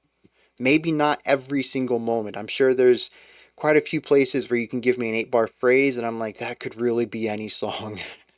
Unless like each of the riffs by heart, what songs have what riffs and stuff like that. But just on a general vibe and feel, I do think it's cool you can pull out specific sections of these tracks and be like, yeah, that's definitely, Ultimate Artificer. Nothing else has solos like that. Or that's definitely LCD. Nothing else has hammer-ons like that. And they do allow compositional techniques to dominate a song in a way that gives it this identity. And of course, for track 5 here, it's the shred. we've had some guitar solos in here. I've praised the guitar melody writing on this album, but I don't think we've had anything like that, and definitely not in that quantity. We had 2.5. I say half because the third guitar melody was kind of borderline solo, kind of also a really long riff. But we definitely had two extended guitar solo sections, fully linear melody writing, just absolute shred, playing so fast. And yeah, it's wild. Like any other thrash band would be putting that into every track, and they're like, no, we got to hold it off for the middle of the album. This is an important part of the song, or part of the album, part of the story, and we want this element to be here. I don't know why, but they chose that. And I think it's pretty cool to withhold that until here. They've certainly had plenty of opportunities to show off their chops. I don't think we've ever hit anything pure shred like this, but speed and precision are definitely things that have been shown off, even in tracks like LCD. So, and then of course the unique element of Mountains Above the Sun is, you know, the fact that it's a short instrumental with a couple of clean electric guitars and the bass, and that's it.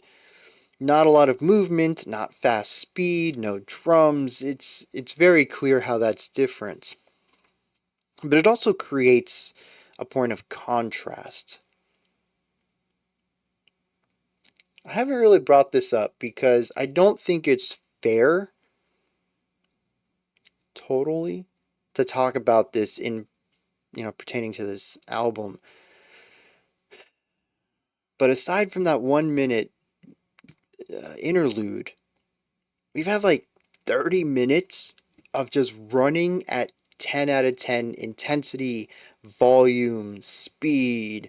Some songs have been a little slower than others. I think LCD is our fastest. Still, Ultimate Artificer has some pretty quick moments, but I think LCD is still the fastest. But I mean, we're talking about 15 BPMs, 20 BPMs maybe tops in some of these sections or some of these songs. They're all still really fast compared to the vast amounts of music and, I guess more generally speaking, tempos that are generally used in human-made music. They're definitely at the top end of all of it. None of these songs, I think, would be described as slow, even if there are some that are slower than others. And, it's just running at 10 all the time. And I harp on this. I know I'm going to try not to spend a lot of time on this, but contrast is so important to me. That's not to say that every song needs or that every album needs it, but for me in particular, if you want to keep my attention, there needs to be contrast. And they do kind of capture that a little bit with the unique things. Like I said, LCD's hammer-on emphasis is very contrasty to the Rule of Cool riffage we have on track 1, or the more atmospheric style stuff we have on track 2, or the the sweeping shreddy stuff we have on track 5. There is contrast in some element across these tracks. But as far as intensity, volume, layering, uh, my energy level listening to this album is capped out all the time. This is what's going to leave me fatigued by the end of the song. It's by the end of the album. It's what made me look at the time in the middle of Charging the Void and think, oh geez, we're only halfway through this song, because I was already starting to feel the impact of this raw, constant intensity. I'll tell you, halfway through the album, I'm not super looking forward to the next 5 tracks. There's gonna be cool stuff in there. I know there's gonna be some stuff I enjoy. I'm really interested to see how else they change up their formula, the little bits of contrast they're gonna throw in there. I'm interested in the story a little bit. I'm not gonna say I'm super deeply involved with it, but I'd like to finish it up, right? But I mean, just going back and thinking, in 20 minutes or so, I got to play the next track, and it's just going to be more, thrash onslaught. I'm not looking forward to that. I'm going to be totally honest here. And a lot of it comes down to contrast. I really liked Mountains Above the Sun. I thought it was a moment for them to show off a little bit of their more beautiful writing, to show off some of their melodic chops. I wish they'd leaned into that just a little bit more. But what I really wish more than anything is that it was a bit longer. I really think this album needs a little bit of downtime, a little bit more than we got. Now, granted, thematically, it works, right? That's why I don't want to harp on it too much, because it's just not what the album's doing. This album moves at a breakneck speed, narratively even. You know, track one, we start in the action. We've been launched into space with this dude. And he, within like 3 stanzas, has already reversed the autopilot and has completely changed the direction of the song. It doesn't take long for the premise, the introduction of the story, to already be thrown into the back seat as we explore what we're doing now, going to this place to get immortal life. We have immortal life in the first 5 minutes of the album.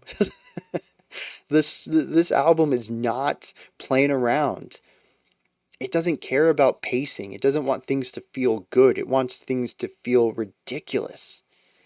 It wants you to feel like you're on a roller coaster, back pressed to the seat with no way to even pull your shoulders up off. You're supposed to feel the weight of every single decision that happens here. This is one of the cool things that I think works well in musical storytelling. We talked about it a little earlier, I think, where there's like no room for details. Maybe that's something we could explore in a novel or a movie, of how he might have reprogrammed the autopilot, or how he broke off the conversation with the Cygnus terminal and started exploring his own stuff. But music can kind of get away with these massive random skips. You just kind of go along for the ride, because there's so much more information at play too, but also because I think we just understand that the language of poetry can be a bit more expressive, a bit less literal. And so they abuse that to the utmost extent to basically remove the passage of time entirely. You get this series of events and somehow that still works, but because we lose that passage of time, it feels like we're just jumping between plot points so quickly.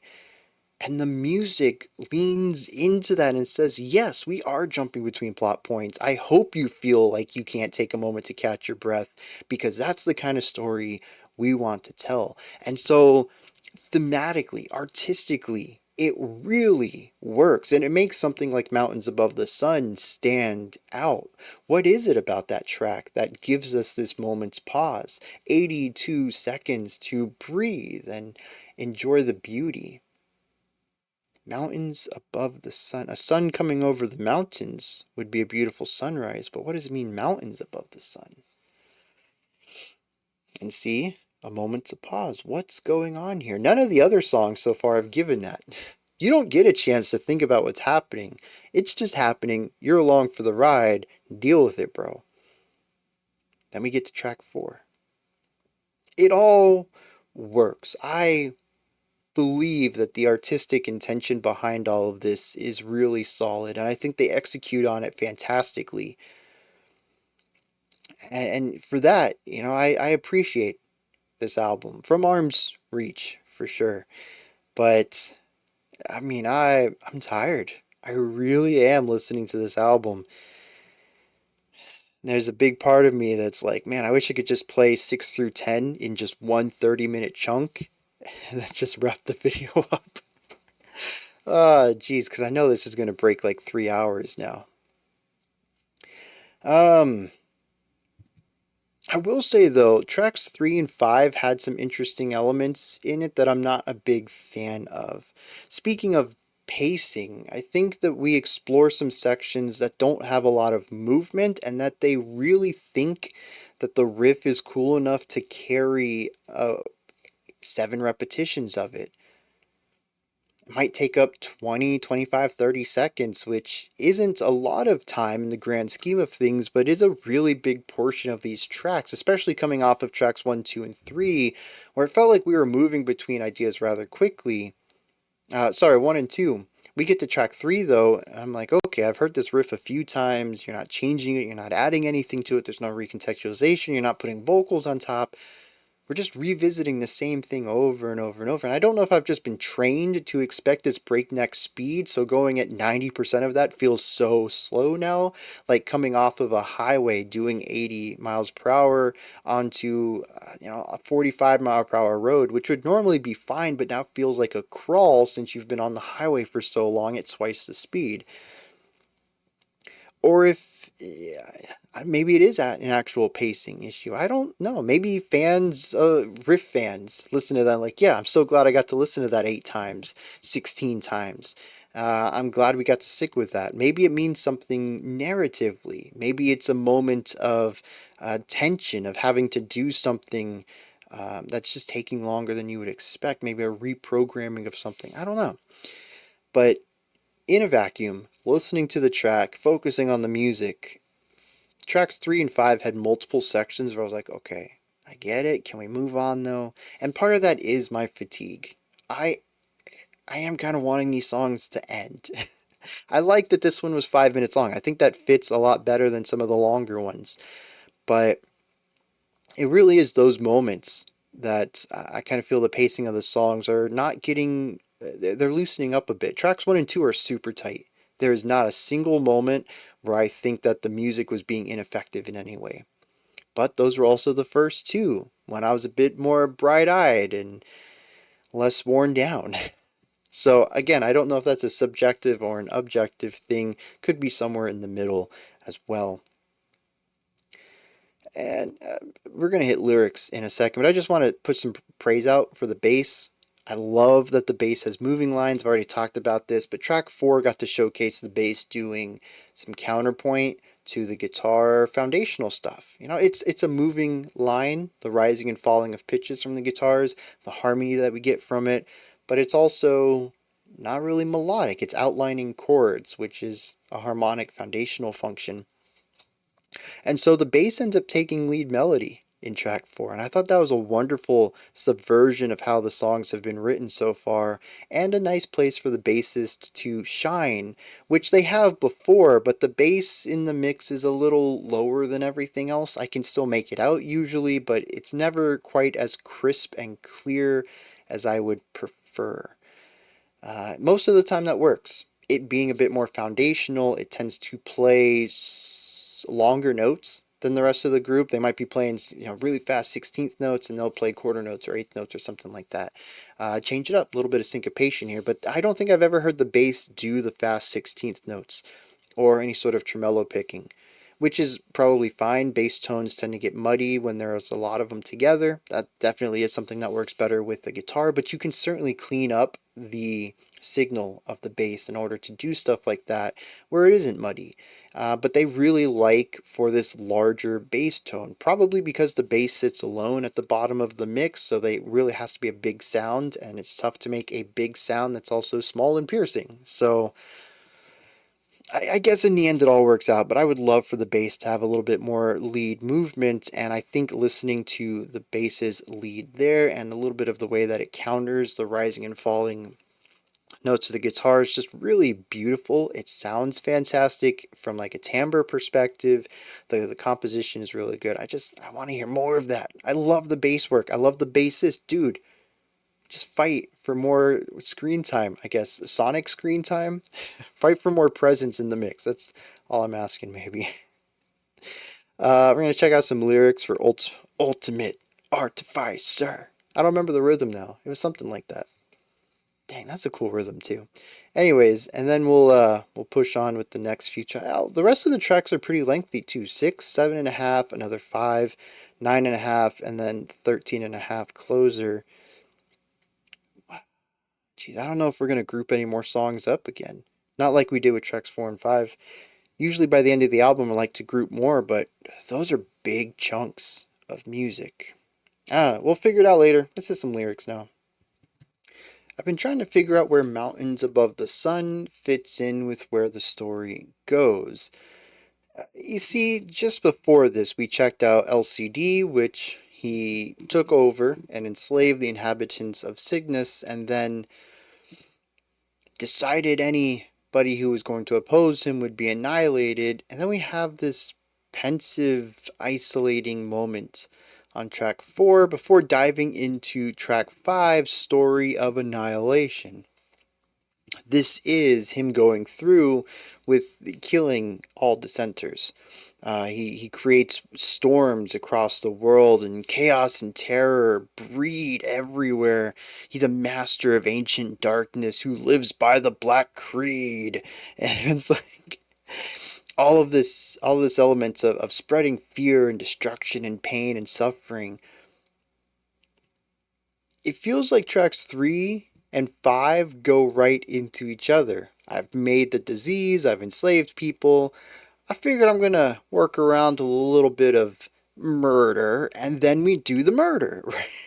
It seems like it just fits, and then we have this little pensive moment. I'm curious what this is supposed to represent. My first hunch is possibly some sort of self-reflection that what he's doing isn't right, but it could also be a moment of poise to find the strength to do what must be done, and then to, commit the big old murder, the annihilation. I don't know. It feels kind of weird. I really enjoy its placement in the album. I think after 20 minutes, we need a little bit of downtime. But narratively, unless it's hinting at some sort of character development, maybe it's foreshadowing a bit of regret or guilt that the protagonist will have by the end of the album, I don't really see its purpose narratively. But like I said, track 5 is all about killing people. Lightning igniting the air, low orbit power grids that were placed originally and used as docking points now electrocute everything in areas. It says that the Reapers fly in and the cleansing will begin. And he prays this obelisk to the stars and asks for it to annihilate those who would stand before him. But what I think is really interesting is the chorus. It says, Ultimate Artificer, you live to spread fear, usurp the world in silence, quelling defiance. This doesn't sound like it's from the first person point of view of the protagonist, particularly because it says, you live to spread fear. What I find interesting is this track has no annotations on Genius. All I have is a quick little description at the bottom that mentions that the dust of Alshane guides his plan. And I'm curious if he's being corrupted by this molecule, this element that allows him to never die, but is also taking his will away from him, just as he has removed the will of the people who live on Cygnus. I don't know. I like that parallel irony there, though.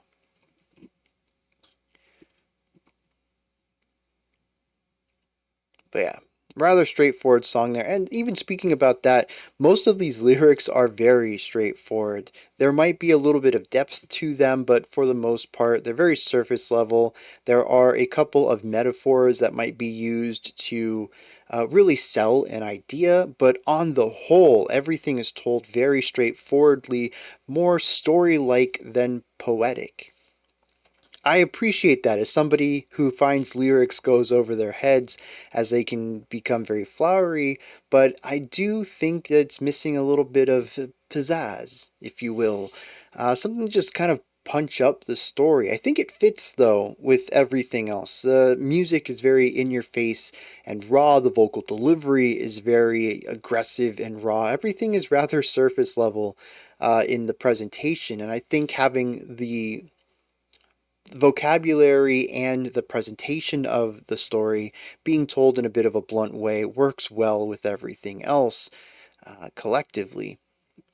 But it does make reading it feel a bit like reading a book. for better or worse. Sometimes I really enjoy that, and for some reason it's not quite clicking here, and I don't know what that is.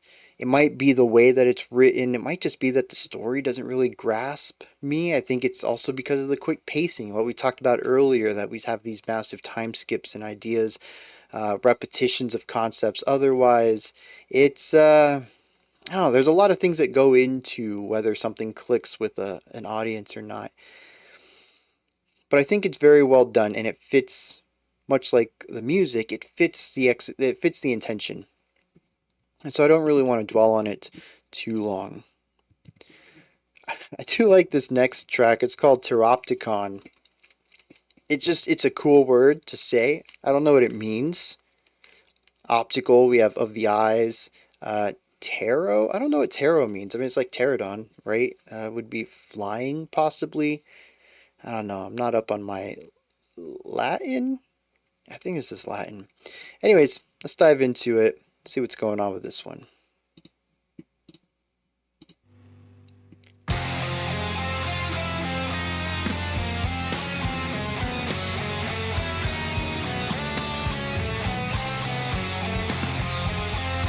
Oh, there's like 3 starts of the phrase back to back, and I don't know which one's true.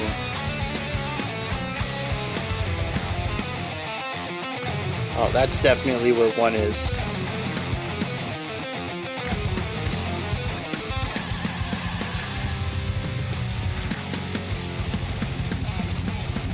Yeah. Really picking up that tempo.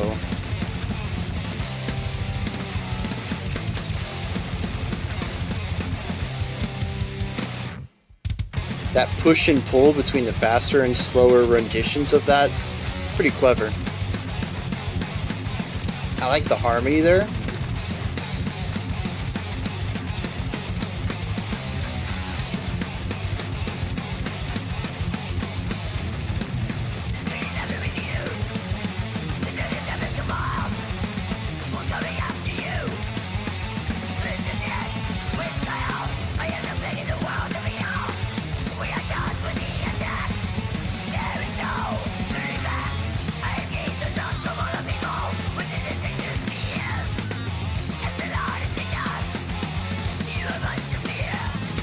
Interesting chirping over here.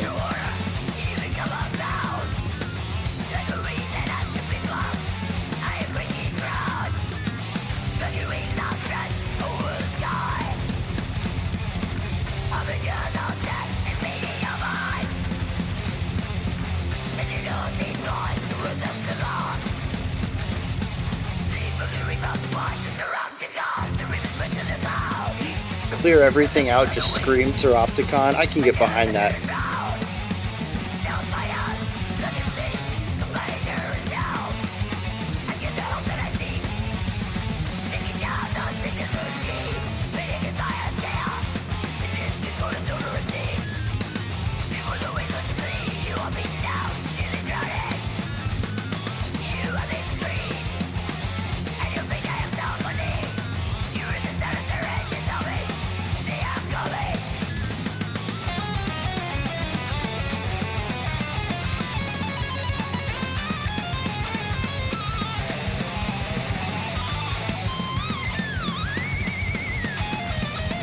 So following in the footsteps of Ultimate Artificer, having a more traditional thrash structure here.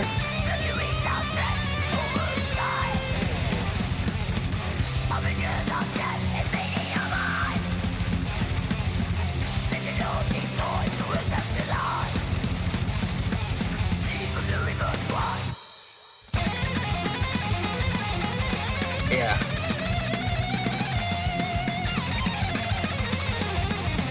This riff, though, underneath the solo, we've heard this for a while now.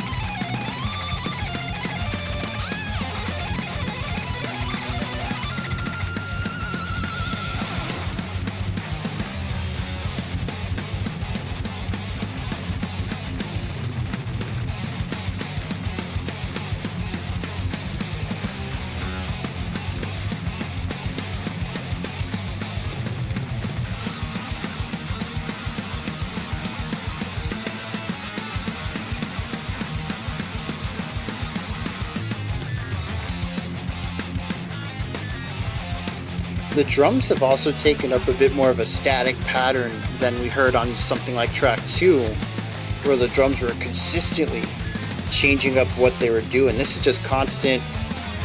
Is that China? It's more shimmery than a ride, so I don't know what it is. Maybe a crash? There's the ride.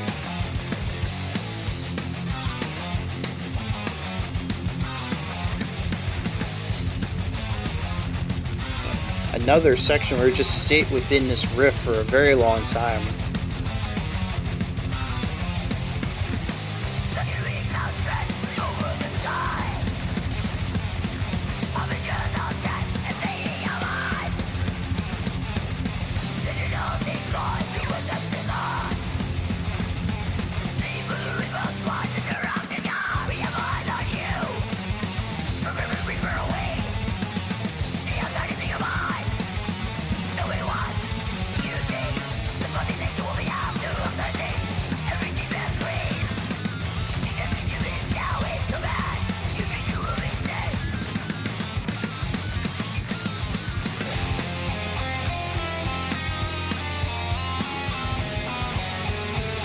Yeah, I do like this.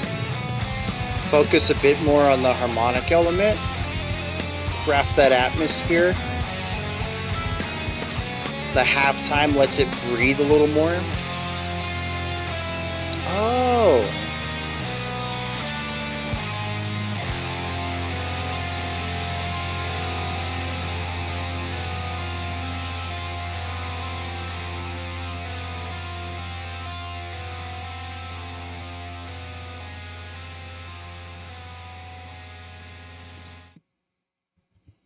So I mentioned that the halftime allows it to breathe a little more. I think I missed something earlier. I had said that I wanted contrast on the album. There is. There is. Even ignoring Mountains Above the Sun, which is like super contrast. This album does have a variety of tempos. When you look at the large scope of music, this is a fast album, almost all over the place. But within it, that end section was still pretty up-tempo, but it was a moment to breathe against the aggressive, like 140, 150 BPM that we were at with the 16th notes on top of that. Leading up to the end of this song was high intensity, high octane metal. We get to the end there, and not only do we halftime it, but we also get off the 16th notes. We explore quarter notes and eighth notes. We just create something that feels more spacious. This is massive contrast, relatively, you know? It isn't quite contrasty enough for me, because the way I feel it is that the whole album's been pretty fast, right? But I do think that I am not giving credit where it's due. There is temporal changes. There are intensity shifts all over this album. It's just I'm looking at the spectrum of 0 to 10 and saying, oh, they're all in like up here. They're all the same. But no, if we look at it from the spectrum of its lowest to its highest, and we put 0 at the least intense, ignoring something like Mountains Above the Sun as its it's a data point way outside the norm. We still have a 0 to 10. We have a range between it. I'm viewing that as 8 to 10 on my scale, but for Vektor, they're certainly all over the place with that. And it's moments like the end of the song there that do provide an intensity drop on the album to allow for spaciousness. And it was even something I talked about early on with track 1, was a feeling of hopefulness, of a vast element to the harmonic shift that we had in some of those lead melody sections. That's a huge contrast change. Granted, not huge in the idea that they went to a ballad, right? But huge for Vektor in the scale that they've created for themselves. Yeah, I'm glad I said that because it really was the words that made me realize it more so than the thought. But yeah, I don't know what else to say on that. This is so actually I think as far as songs go, where we have unique qualities to them, this is the one where we see our first bit of overlap. This feels a lot like Ultimate Artificer to me. It's very fast throughout, follows a verse, chorus, solo, bridge section. We happen to go back to the chorus and then another solo, but we can just group this whole solo, chorus, solo as the bridge, and then we come out with a verse, chorus at the end. So in a way, we can package this up into the very typical A B C A B structure. So we've lost that winding kind of idea that we had on tracks 1 and 2 that were a bit more esoteric on their structure. And we've simplified that down musically. There's like 3 riffs in here. This is a far cry from what I assumed was like 30, which is probably quite of an over exaggeration for track 1, but there was a lot of riffage in there, and here we don't. We have a handful of them, and one of them gets used a lot. We have more repetition, like we saw at the end of tracks 3 and in the middle of track 5. I, I don't want to say that the album's beginning to bore me in any way, but I do think it was more interesting at the beginning, and I'm curious what led to the simplification of ideas in the middle of the album here. And I'm curious what we're going to do moving forward. We do have 2 epics ahead of us, and a 7-minute song, which is about mid for them, and then a 5-minute shorter one. I don't know. This track, though, I didn't really get to a point where I looked at it and I was like, oh, geez, we're only halfway through. There's been so much music. The song felt about 6 minutes long. And I mean, maybe a little bit longer because there was a lot of repetition that kind of bored me a little. But it wasn't that I was feeling lost or overwhelmed. It was just a lot of the sameness. I do have a question, though. How do I see this? Oh, they have 33,000 monthly listeners. That's interesting. I kind of figured they were bigger. Maybe it's just my community. Vektor comes up a lot. And this album specifically has been requested a lot.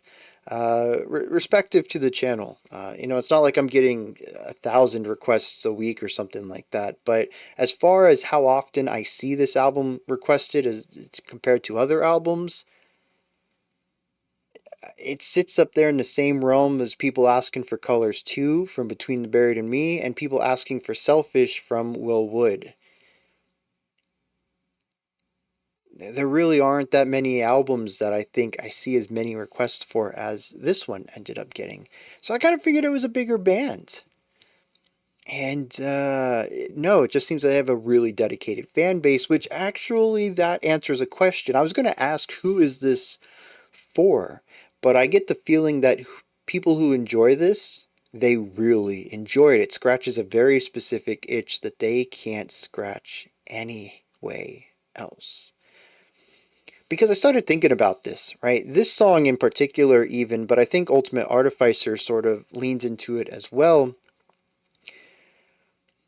A lot more than some of the earlier tracks on this album. This 100% has that 80s thrash feel to it. I think it's because of the simplification of the structure, the focus on a handful of riffs rather than a lot of them. It feels less progressive than Charging the Void.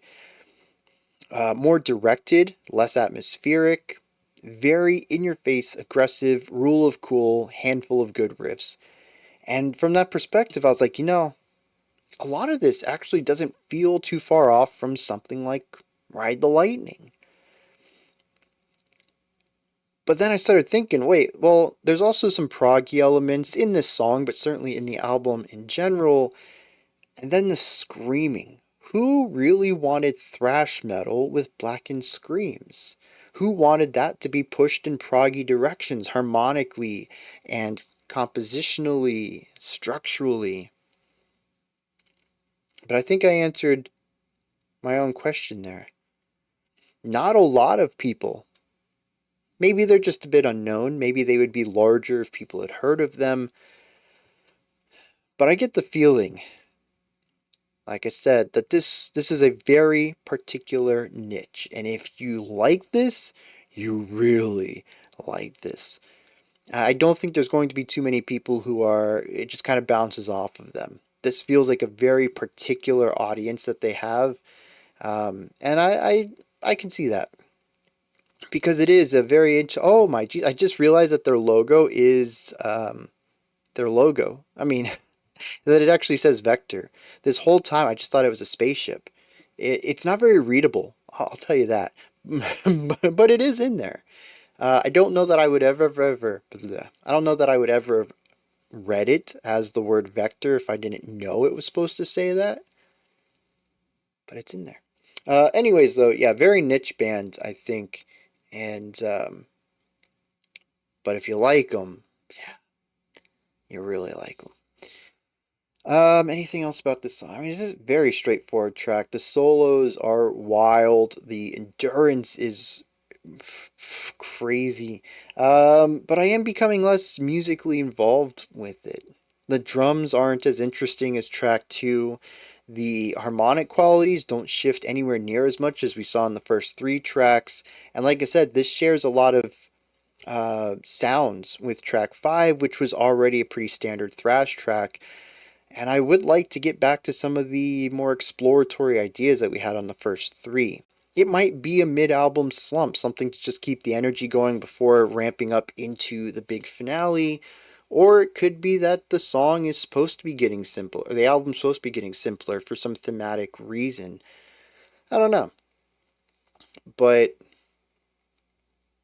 I mean, Cygnus had some really slick harmonic ideas in there. They amplified the riffs. LCD had all of those fun hammer-ons, pull-offs, tapping. I mean, that was just, it kind of tickled my brain the same way that really well-produced electronic music does, with really cool sounds. Track 4 was just gorgeous, and I love the bass work. And then we just got 5 and 6, and very good shred work. You know, I can't speak negatively about them. They're 7s instead of like 8s and 9s like everything else. And to me, it's because of the simplification, which might be necessary. It might be even a level of contrast. We had a lot of experimentation. We simplify the structure down. Yeah, that's good contrast right there. We're going to build back out of it. Is it going to mean something? I don't know. But I'm just finding less to talk about with some of these songs. Let's hit some lyrics on Pteropticon.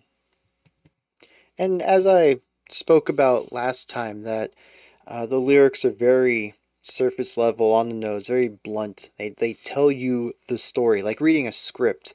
I think this is probably the most direct writing we have.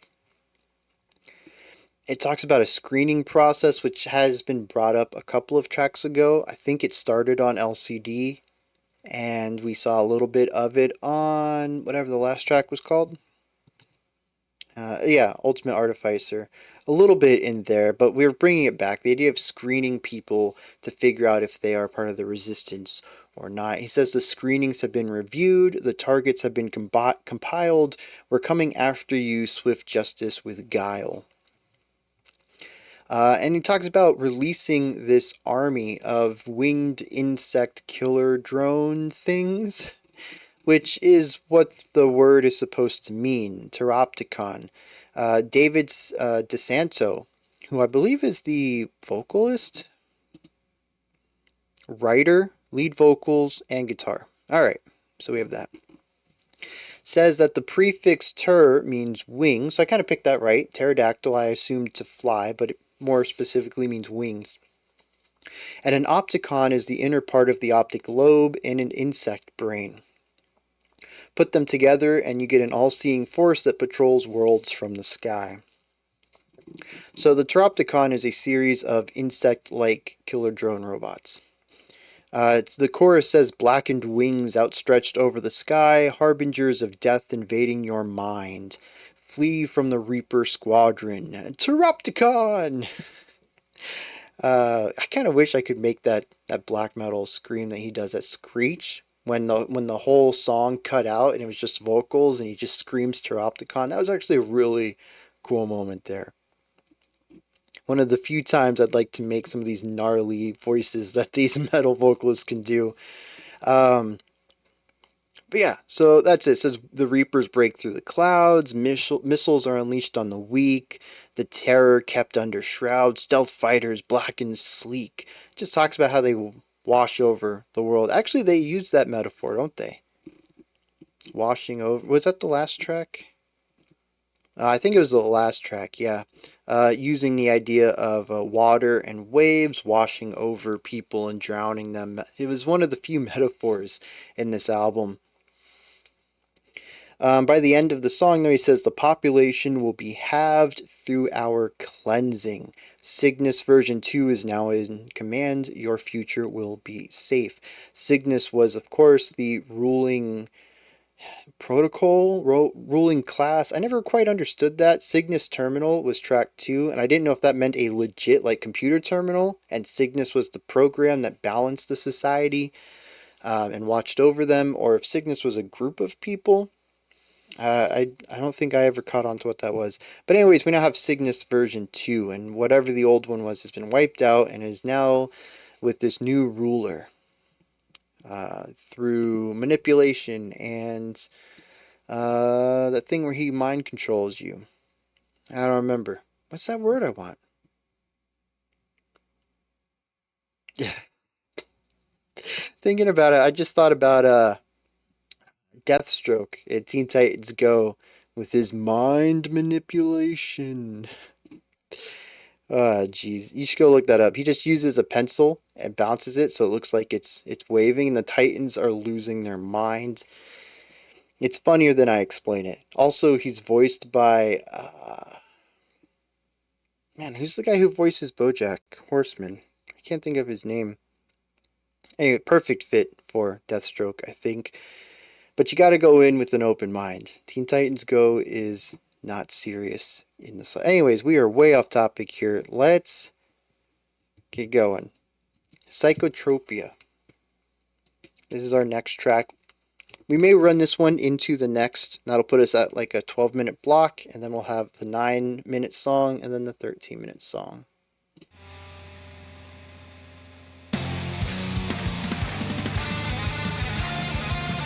Okay, now we have some fun sounds.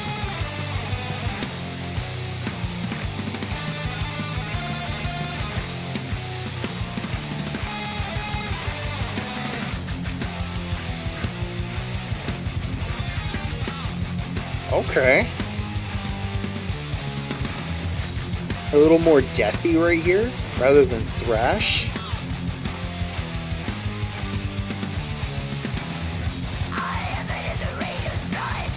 Little gallop here. Oh, accent pattern's interesting here.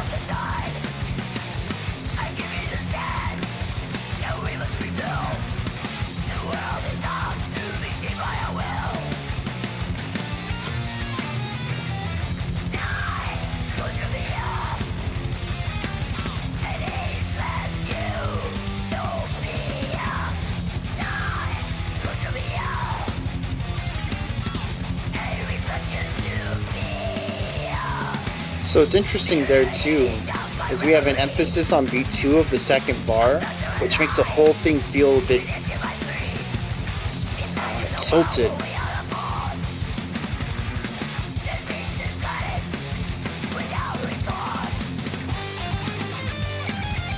Okay, a little tempo shift. This is a neat little solo.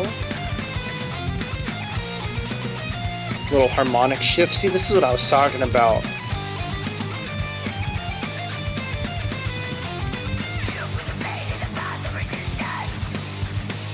Yeah. Shifting from downbeats to offbeats.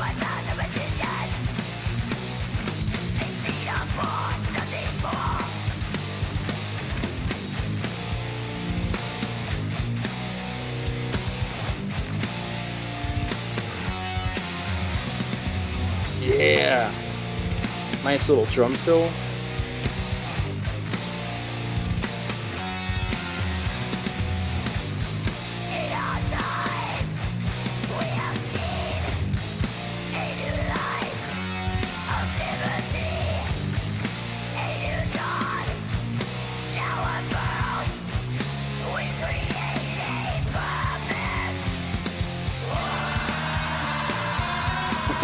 That little ride.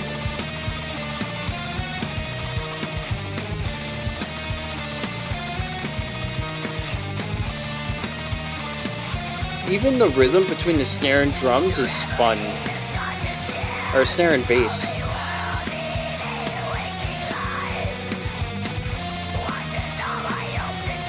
Creating all this space against the 16th notes on the guitar. Yeah, that was a fun little section.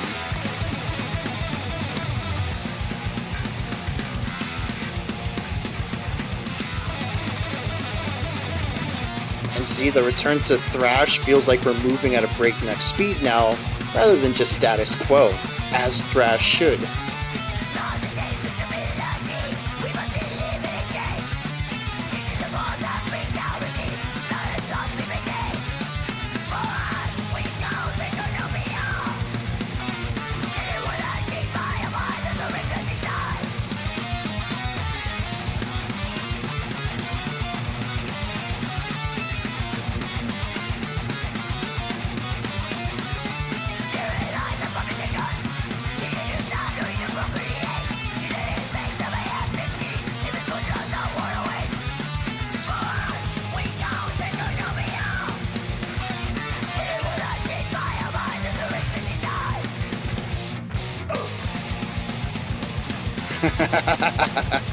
Using that little turn at the end to start the pedal tone idea for this section, that was neat. A bit rough, but still foreshadowing.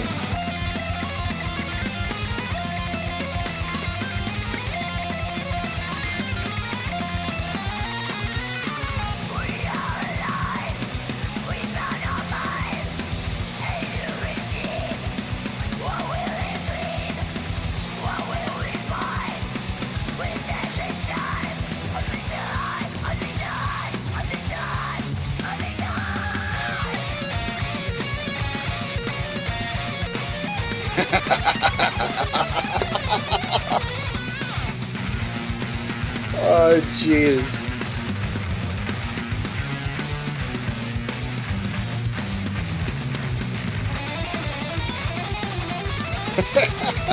This general rhythm here.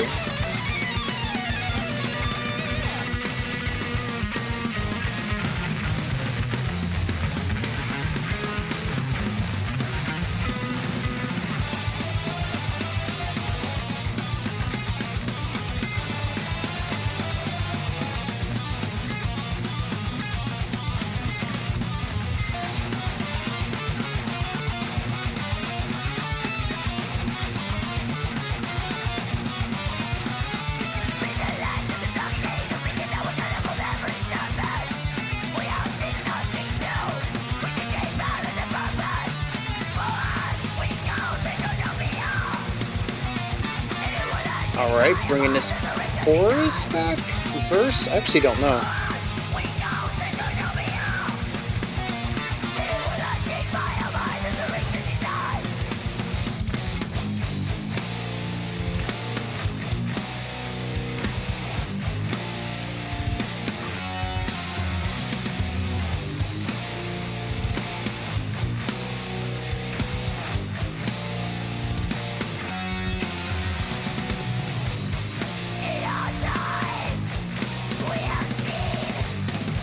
So that dun dun dun dun dun dun 1, 2, 3, 4, 1, 2. 1 is de-emphasized, 2 is heavily emphasized. So I feel like that starts on the 2, but it doesn't, and it really messes up my perception of that.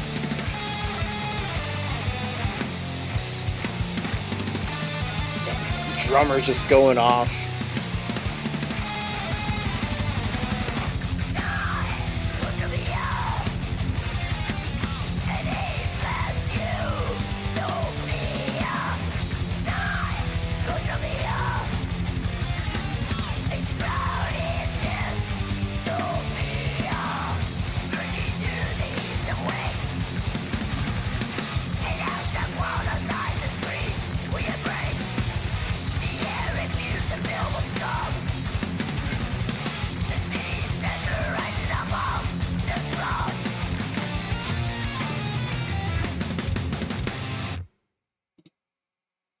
That was a short stop. Okay, so I think prior to this, LCD was probably my favorite track just because sonically it is so neat. Like I said, it scratches my brain in an interesting way.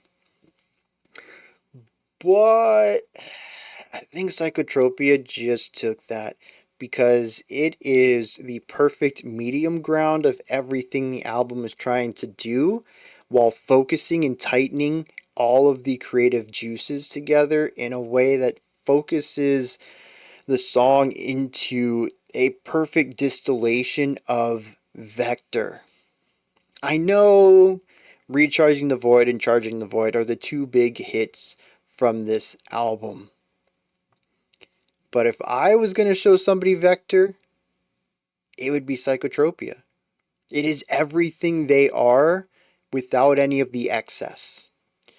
And Charging the Void and Recharging the Void have a lot of extreme elements. Excess might be the wrong word, but I think what I meant is without the extremes. Like I said, it's a honed down version of it that perfectly distills their style into something that is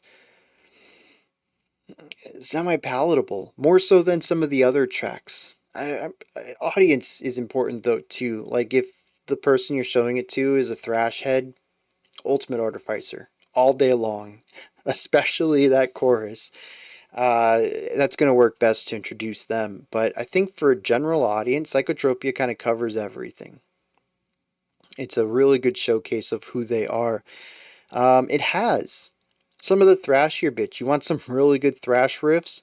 They got them. They got moving, speedy thrash riffs, and they have pedal tone focused thrash riffs. The bass gets to show off in a lot of places in here. The drummer, I think, is peak at this moment. They have done some interesting ideas in other tracks that might be better in isolation, but as far as consistency goes, this track shows the drummer being a beast in almost every section while also utilizing so many cool little ornamental ideas, keeping the beat but also playing around with things, using the entire kit. Every 4 bars bringing in something new, a different fill, a different part of the kit, a different sound. It takes a lot of the rigidity of pattern that we saw in like tracks 5 and 6 and some of the more progressive elements we saw in track 2 and finds the midpoint. The drummer is definitely the metronome in this song, but it doesn't let them be defined by that. We also get to hear some of the more wild polyrhythmic stuff that we've heard on other tracks, but again, more consistent, where I think, was it LCD or Ultimate Artificer that started off with the really wild drum solo out of nowhere? Playing around with some crazy polyrhythmic ideas and then just falls into pretty standard drumming after that. It was a moment to highlight the drums in an abstracted kind of way. Like, yeah, you've been listening to this album for a while. Did you know our drummer is a beast? Listen to him solo for a bit. Whereas Psychotropia tends to fit that into the song in a more natural way. You still get to hear some of the wild ideas, but they don't disrupt the song in any way, really. And yeah, I think I'm just going to end that there. Yeah, though, I love it. The drums are just consistently great here. We hear some great melody writing. We have texture playing in here. We have shred. We have some cool harmonic style chord shaping. The bass is all over the place, doing cool lines and counterpoint. I mean, just everybody is showcasing everything in ways, again, that I think support the overall song. I don't think there's any moment in here where I thought, yeah, that's a cool idea, but did it work? And I think that's what makes this song stand out to me is consistency. It sits in the middle. It's not as structurally windy as Charging the Void, but it isn't straightforward either. The rhythms are definitely followable. You can headbang along with this track, but there's also some fun rhythmic playfulness in where accent points are and how things are counted, where the phrasing bends a little bit. Never quite breaks. We stick with 4/4 through the entire track, right? But it does bend where it kind of stops feeling like 4/4 for a little bit. Palatable, listenable, a little proggy though. It's just every single decision. We take the extremities of the earlier tracks and the more straightforward approach of tracks 5 and 6 and smash them together and find out what's in the middle, and I think it's really great. Do you get to hear their highs in here? No. I still think Charging the Void, and if I remember Recharging the Void, those two songs definitely have the best moments. But there isn't a single bad part of Psychotropia, and that to me makes it better. I would much rather have something consistent that still has highs and lows than something that has sweeping gaps between their highs and lows. And of course, this is all going to be subjective too. After checking out Charging and Recharging the Void, there were people in the comments who called them masterpieces. So maybe they don't view Psychotropia as highly as I do, but just honestly, there was nothing bad in there. Speaking of which, I think it's the only song so far to make me laugh. I think a couple of songs, a couple of riffs here and there got some chuckles out of me, a little bit of a no way kind of idea. But Psychotropia had me laughing. And honestly, I don't even know why. Have you ever laughed at a joke and you're like, I don't get it, but it is hilarious? I don't know that they told a joke here. I think it was more about the unexpectedness of it. You see, Vektor has been pretty straightforward with their guitar writing throughout this whole album. They like rhythmic simplicity. Either all 16th notes, or tremolo picking, also, we hear that sometimes, or all eighth notes or all quarter notes. Sometimes we will mix these up a little bit in the slower sections where we kind of have something more of a fluid melody. We might mix up quarter notes and eighth notes just to create a little bit of fluid movement to the melodies, but we don't really experience anything that is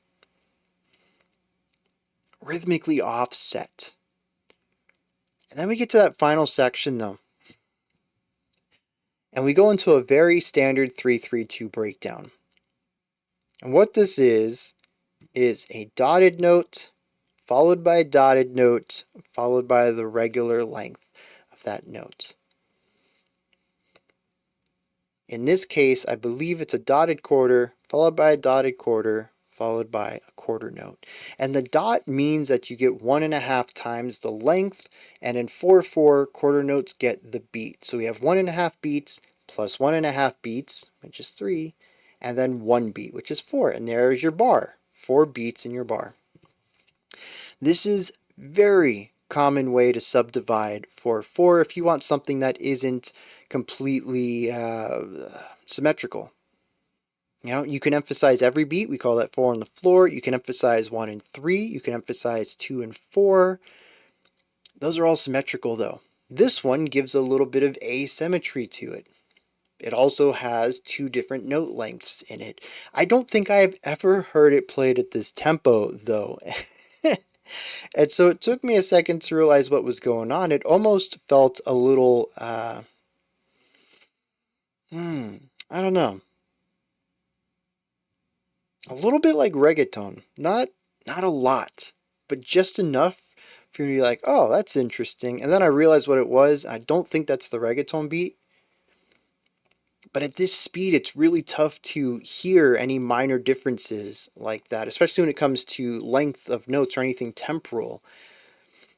But just playing this 2 dotted notes and then a regular note over and over like this creates a very non-metal feeling. It's asymmetrical. Metal is very in your face. We can have technical metal, we can have syncopated metal, but we usually don't have anything like this, because it creates something that's a bit groovier, something a bit funkier. You usually have to get into more progressive styles of metal that emphasizes rhythmic intensity like this. And while there is plenty of metal that does that, thrash is not one of them. Speed metal is not one of them. And to hear that, just, it absolutely sent me. That was phenomenal. And the way that because it wasn't just holding the notes out. It wasn't da da da da da da. It was da da da da da da da da. See, it's really easy to get some cool syncopated, softer hits within that core 3-beat phrase. It begs to be danced to. You just got to move your shoulders while you're listening to something like this. But it's so fast. But because of those shorter staccato notes coming out of the guitars, because they were accompanied with the crack of the snare drum, which also creates this short spike of sound and then space around it, it actually ended up feeling very spacious. It felt very airy. There's a lot of room in it. Most of this album has been very full-bodied. The sound just emanates to the walls of the sound sphere. It fills up every bit of it. It is larger than life, in your face, aggressive. And then this section is light and airy and spacious. It makes me want to dance. It's a description I haven't used and probably won't use about any other portion of any song on this album. And yet, here it was to wrap up this song. It feels entirely out of place, but because Vektor has done so many different things across so many different songs, it isn't out of place. It works because Vektor is the unexpected. Sometimes. I mean, a lot of the time they're also thrash metal, like, yeah. But they also bring this unexpected element. What could they do next? It's something I like to call semi-progressive. I don't know that I would put this group in the same group as some of the progressive greats, ones who really push the boundaries of metal. Your Dream Theaters, even Tesseracts, stuff like that. Animals as leaders. Vektor is a soft type of progressive where they're not afraid to go outside the bounds, but they're not redrawing the page.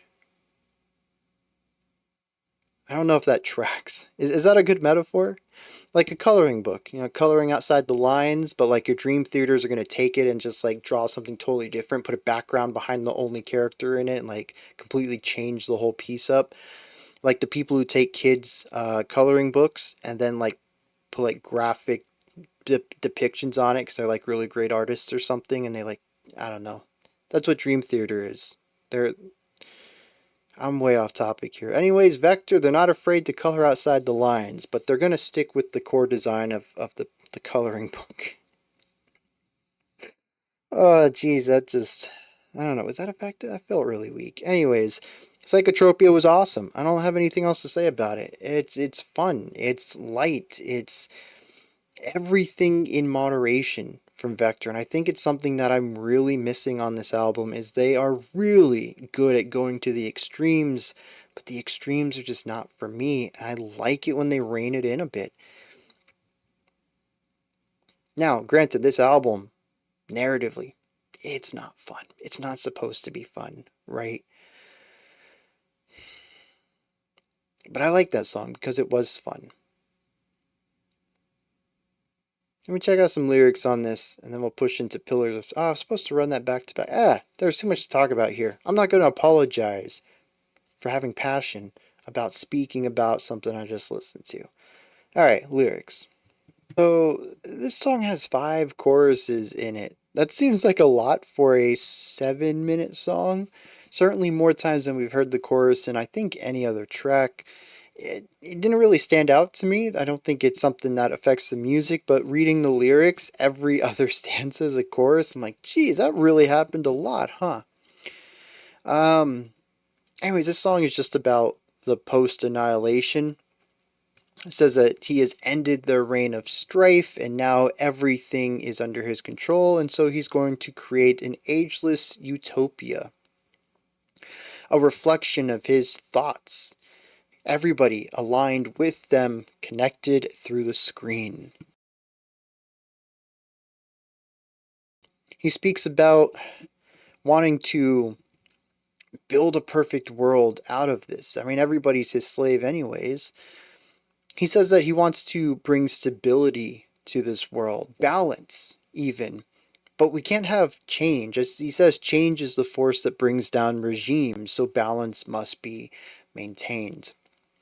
We can't let anything change. Things are perfect as they are. We wiped out the weak and kept the strong. Oh, it was kind of backwards. The strong-willed were wiped out and the weak-willed were kept. At one point, he even says we need to sterilize the population. We are ageless after all, so we have no need to procreate. So, yeah, we go with that too. Just all the big bad guy dictator tropes all in one. Says that we are all aligned. Our minds are bound. At one point, even says that the world is shaped by our minds. I think this is really rich, given the idea that nobody has control of their minds, not even our protagonists. It's all controlled by the molecule, whatever. That was dictated in, was that LCD, I think, where I liked that parallel drawn. But what's interesting, it says at the very end, talking about this utopia he's going to build, very last stanza, trudging through the heaps of waste, an abstract world outside the screens we embrace. The air imbues a film of scum, the city's center rises above the slums. I don't know if that's to say that there are people that somehow survived on the outskirts and are in this destroyed world. Where there's pollution in the air and just filth everywhere, or if it's just a description of what is outside of this utopia. But again, it's a really good description and visualization of what's going on. That while things look perfect, it's actually just looks good from a micro perspective. When you pull out and look at the big picture, this is just a terrible decision all over the place. So, now we move into the next track, which is called Pillars of Sand. We're coming up on the final third of the album. Let's see what's going on here. Well, let me pull that up. Now let's see what's going on here.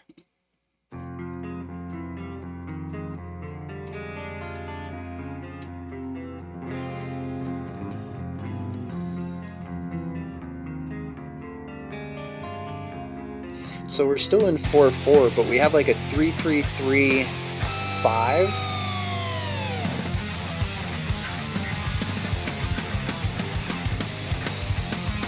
3-3-3-4. 3-3-3-3-4. There we go. That'll give us 16.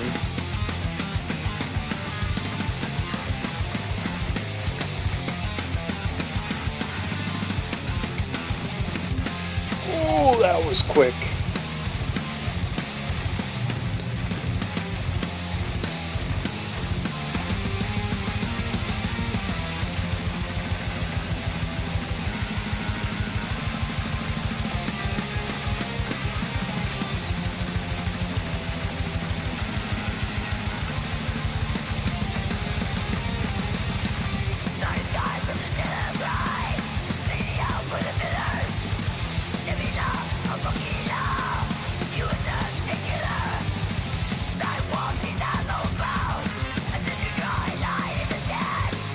Using space as a contrast to the full-bodied sound of the previous section.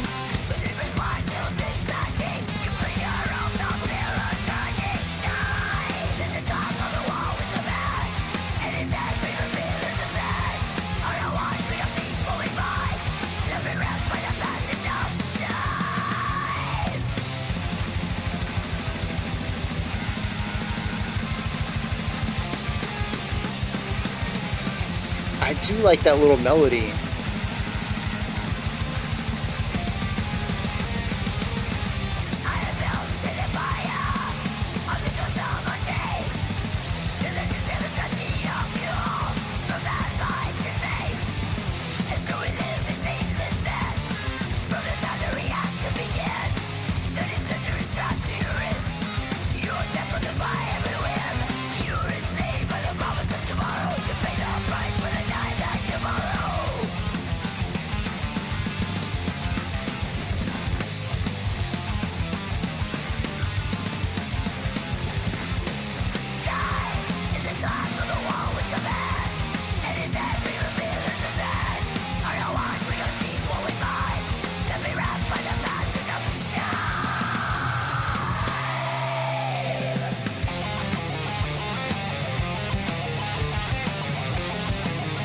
That's kind of nice.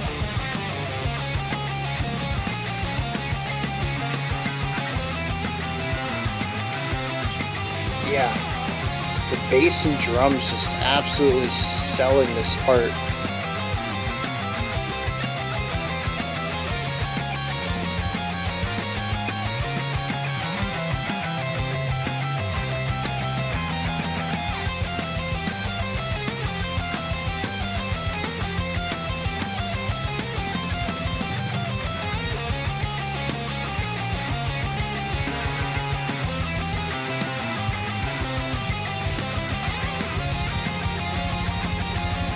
This is the bass song, and I love it.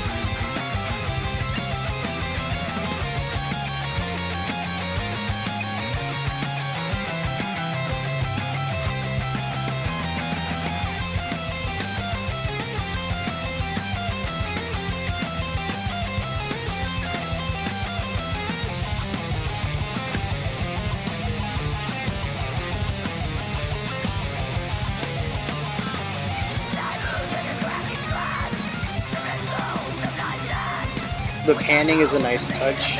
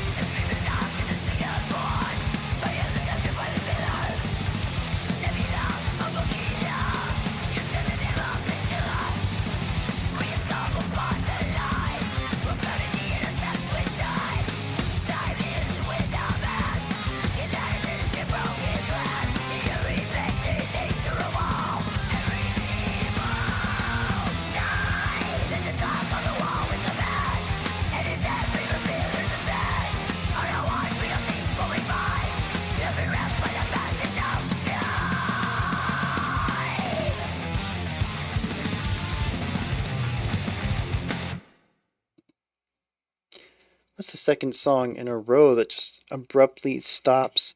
Yeah, I enjoyed some of the funner ideas there. We've had the 4-bar division at the beginning of the track. Rather than 4 bars of 4, we have 4 bars of 3 followed by a bar of 4. That was interesting. We also have some of the fun stuff at the end. We had the 2 guitars playing their rising and falling melodies.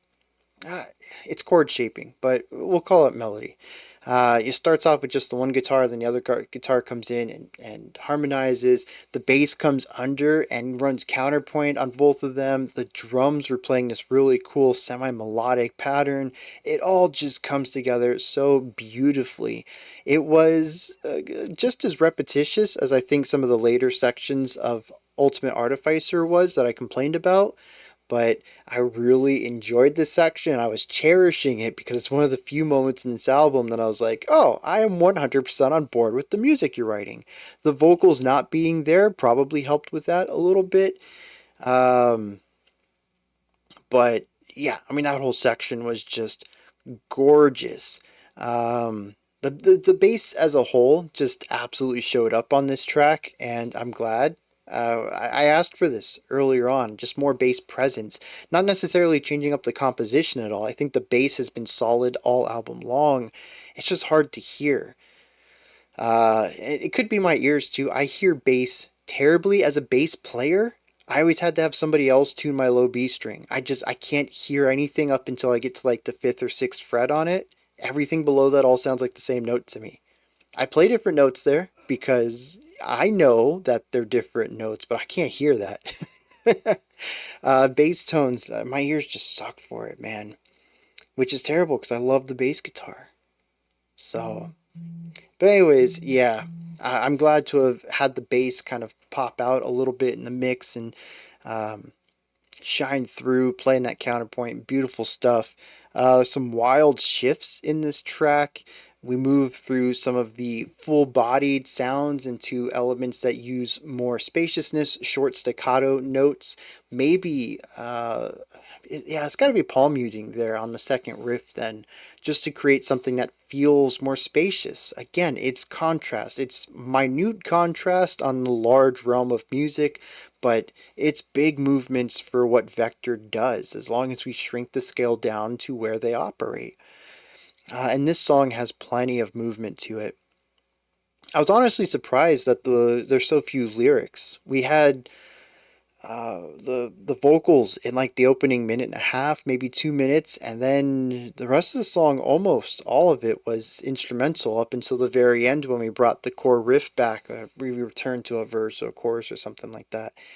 But yeah, I don't have much else to say about this one. I enjoyed that ending bit, but I couldn't run into a 9-minute song, the second longest song on the track, because I'd forget everything about this one. And I did want to talk about some of the cool things we have here.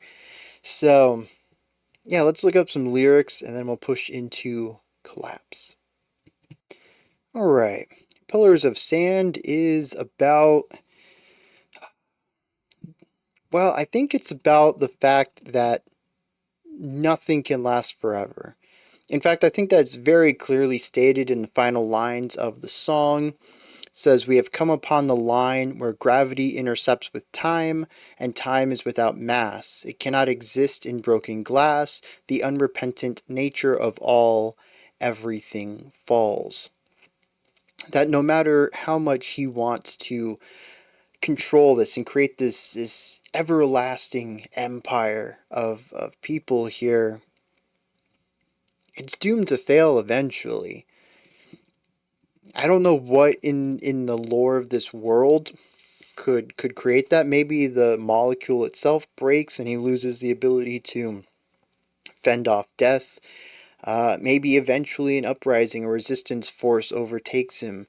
There's a few ways to go about it, but there's no true immortality here, and either a separate narrator or our main protagonist is voicing this fear of change that could come ahead of them. All right. Oh, and actually that reading makes a lot of sense because our next track is called Collapse. From there, we will do Recharging the Void. Is that what it is? Yeah, Recharging the Void. All right, let's dive in.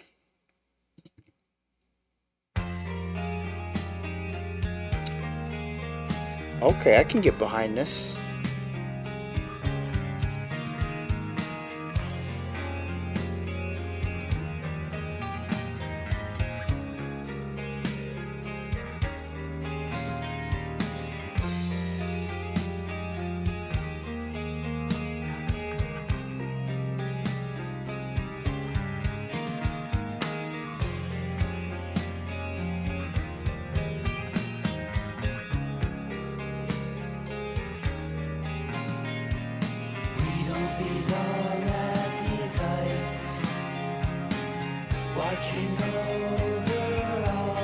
Was not expecting cleans.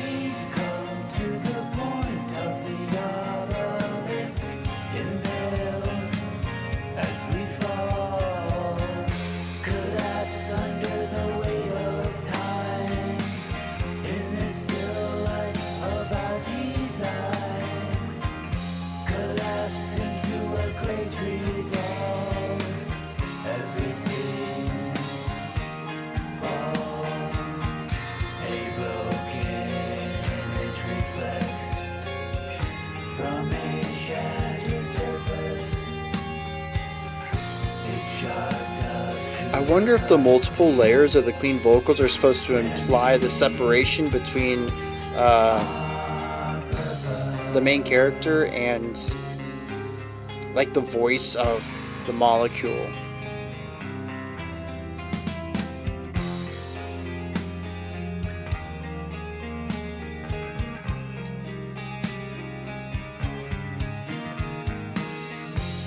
This is just gorgeous, so the way that both guitars and the bass all fit together melodically, but even the way that the drums introduce rhythmic syncopation against the rhythms of the melody.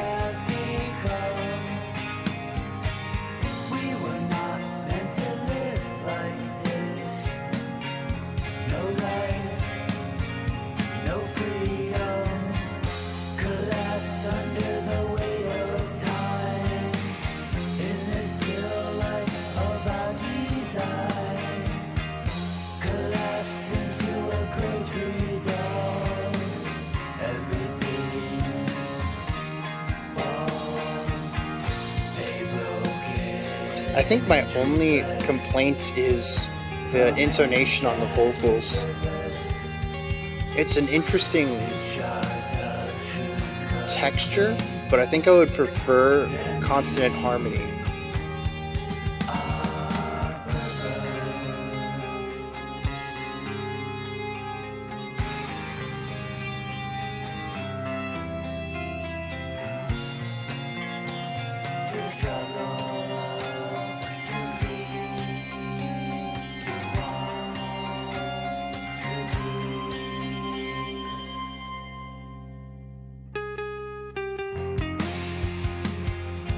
Okay, not where I thought that was going, but I'm on board.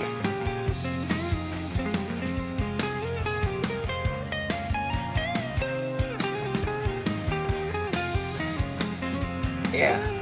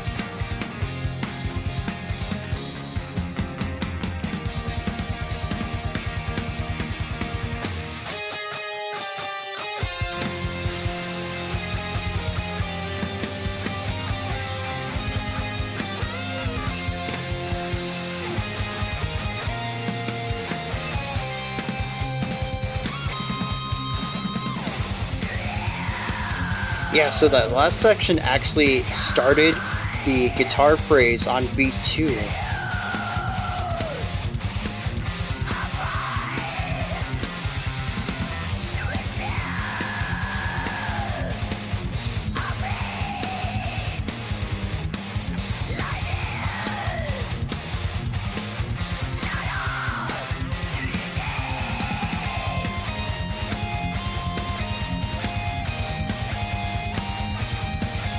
There's the 2 dotted and the regular. 2 3 1 2 3 1 2 1 2 3 1 2 3 1 2 1 2 3. Yeah.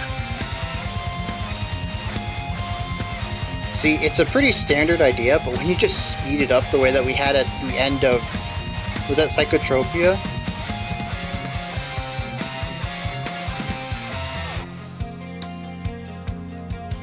Oh yeah.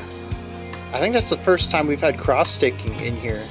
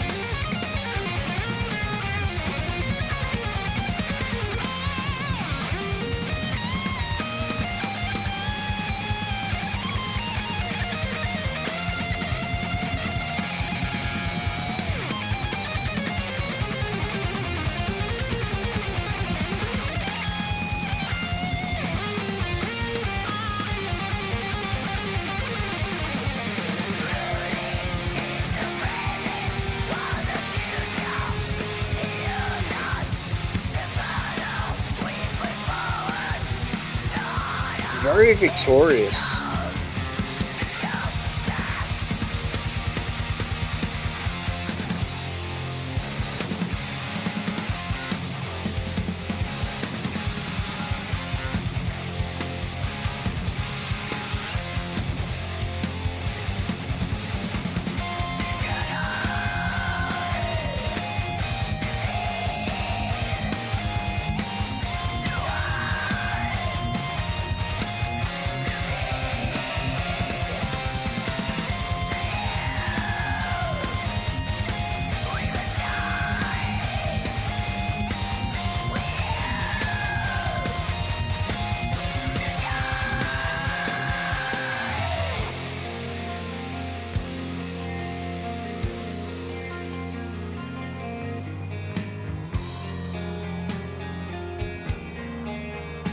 And we end with where we started. Very interesting.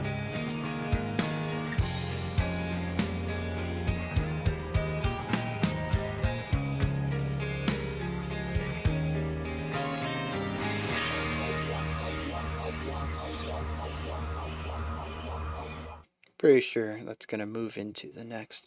Yeah, this was fantastic. This is what I wanted more of in other places of the album. Again, I think thematically it just wouldn't have worked, but I really enjoy the writing here. First of all, Vektor has really great melodic writing. We don't really get to hear it too often. They do use melody within their riffs, but just the speed of everything and the uh, to shove the pedal tones into their melodies at these faster tempos kind of removes what I think is um, the underlying beauty of some of the melodies they write in order to insert a level of aggression to it.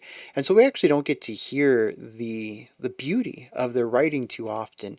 And I think having like 6 minutes of this song, 5 minutes of this song, be this beautiful, clean electric guitar playing. We get to hear the harmony of the two guitars, the counterpoint with the bass alongside that, the other counterpoint with the vocals, the clean vocals on it. The melodic drumming, the way that the drums create rhythmic syncopation around the guitar rhythms, almost in a way like with the two melodies of the guitar and the bass, we have counterpoint. This is sort of like rhythmic counterpoint of having a different rhythmic phrasing that plays very well with the rhythms of the main guitar here. Everything is just absolutely beautiful. I thought it even kind of worked with bringing the layered screams in towards the end of the opening section. I do think it goes on just a hair bit too long. There's only one variation on the clean electric idea that we have. We get a couple of melodies over it, but the foundation is pretty much static-ish for 4.5 minutes. It was nice when they brought it back around the 6.5 minute mark for a couple of bars to create some contrast before going back into some of the metal. But that opening section, I think it could have taken a page from Charging the Vektor and had some more movement in it.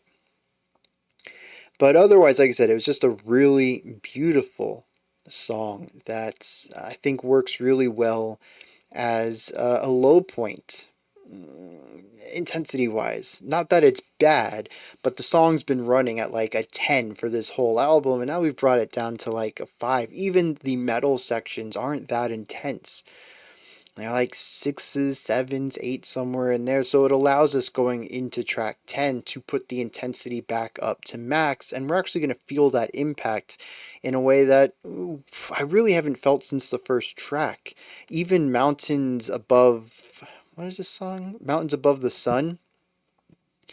I don't think that that song really lasted long enough for the return back to full intensity to have been felt. I think this is really the first time that the album's dipped down at all to a point long enough that we can feel a rise back up. Which is good because we're heading into the final track. We definitely want to feel like we're ascending somewhere as we reach the climax of the album. And I think Collapse did a fantastic job at that.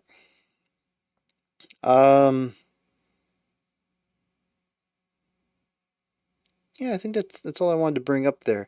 Like I said, just a really great way to pull us into the end of this album. Let's check some lyrics and then recheck out Recharging the Void. And it's called Collapse. I think it was kind of already present what's going on here. This is the end of this empire that the protagonist has built, although I was questioning if maybe it was something that happens as a fluke, but it's actually a character arc change. And I had mentioned earlier that track 4, Mountains Over the Sun, and its introspectiveness might have been a bit of foreshadowing to a change of heart in our protagonist. I honestly didn't know how accurate that was going to be, and I think it's interesting too that Collapse starts off in much of a similar vibe as track 4 did. Bass, guitar, drums. The guitars are clean electric, the bass leads, there's strong elements of counterpoint, and it's chill, low energy, even kind of quiet. There's a lot of similarities between track 4 and the opening 4 minutes of Collapse. And here we do see that change of heart, an understanding of what it means to be human. He says we don't belong at these heights, watching over all. Says we were not meant to live like this, no life and no freedom. Goes on to talk about the human condition being built of struggle, of want, of bleeding, of even death. It is a part of life. It's how we are human. Talks about how he's unified the entire galaxy, has seen the very edges of the world, and yet it's meaningless. States stagnation is death in a constitution of progress. Now at the zenith, there is nowhere left to go but down. I really like that. I mean, it sucks that it's so far. He had to reach the point of ultimate control to realize that control kind of sucks. That free will is what makes us human. The final 2 stanzas say, ruling in the present while the future eludes us. The further we push forward, the harder it becomes to look back. To struggle, to glean, to want, to bleed, to live, we must die. We live to die. Maybe there's a different interpretation of that final line, but I get the gist of it. Death is a part of the life cycle. I don't think, because the way I read that is that death is the ultimate form of life in a sense. We live to die. The whole purpose of our life is to die. I don't agree with that. I believe death is part of the life process. Death makes life worthwhile. It puts it in context. But I don't think we live to die is necessarily how I would word that. But I do like the line preceding it. To live, we must die. Again, it puts it into context. It gives it purpose. So I'm assuming at this point then our protagonist is going to find a way to release all of the mindless people from their screens, which is what Recharging the Void is. It's interesting. When we checked out these 2 tracks a long time ago, I couldn't quite figure out what it meant. What does it mean to charge or recharge a void? And then today I was like, oh, charging the void to, run headlong into the blackness of space, which was what happened in his isolation pod. What is recharging the void then? I think it's supposed to be a recontextualization. What is the void? Is the void death? Are we going to recharge it to allow people to die again? Is that what the purpose of this is? A play on words? Originally launched into the blackness of space, now we are going to find a way to launch humanity into the blackness of death? If so, I really like that wordplay. But if not, I don't quite have an understanding of how these titles line up then, what they're supposed to mean. With that said, though, 13 minutes of music ahead of us. Let's check out Recharging the Void.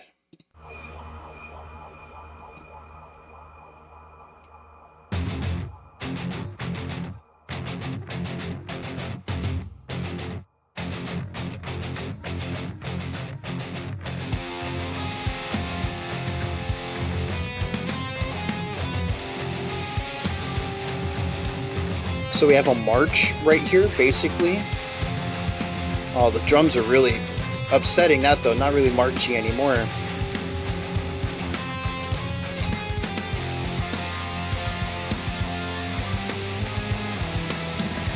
Very ominous, though. Lots of dread in here. Power, for sure.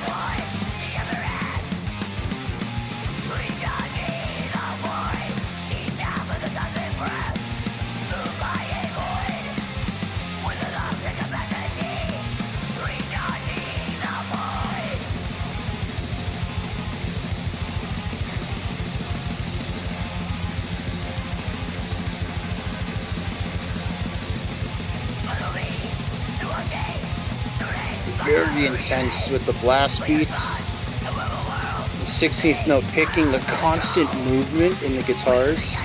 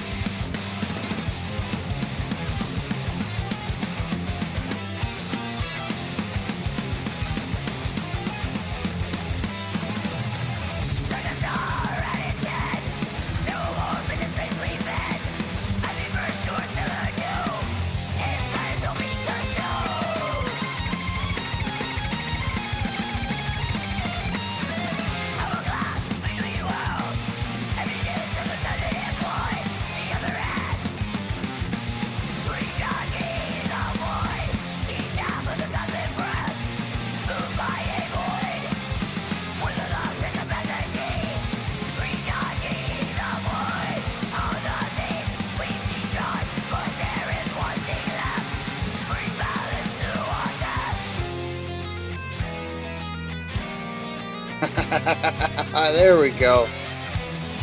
There's a fun progression. Ooh. That's a fun little riff too.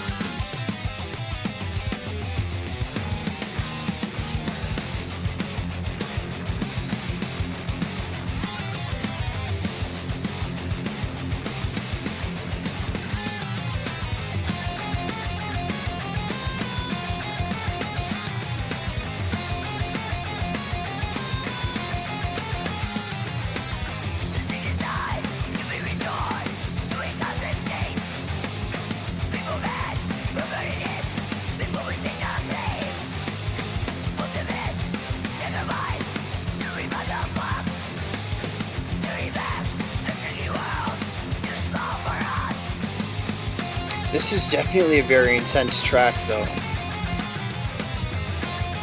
I don't know if it's because we just came off of Collapse being the utmost, least intense track, but this feels like a proper send-off for this album.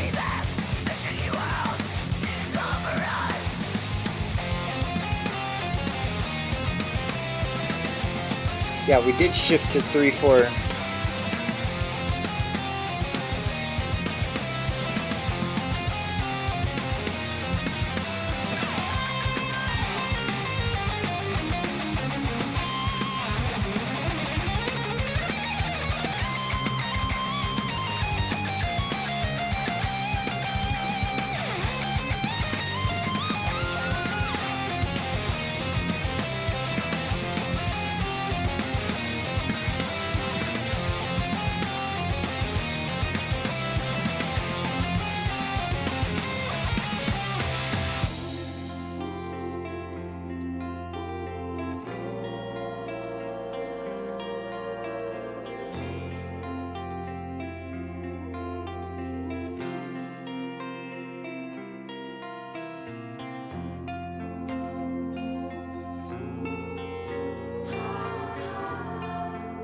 I can't imagine the song's gonna end on this.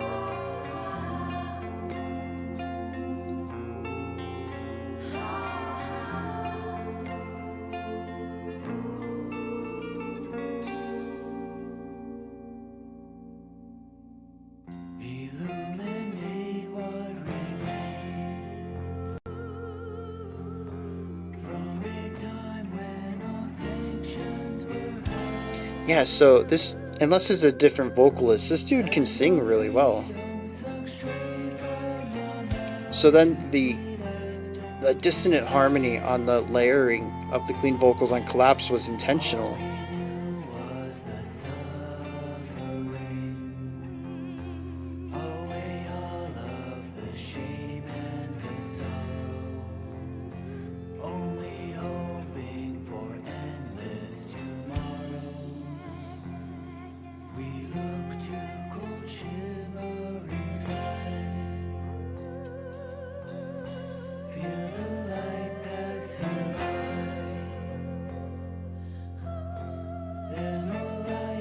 I like the ornamental vocalizations going on in the background too, providing just enough variation for a little bit of momentum.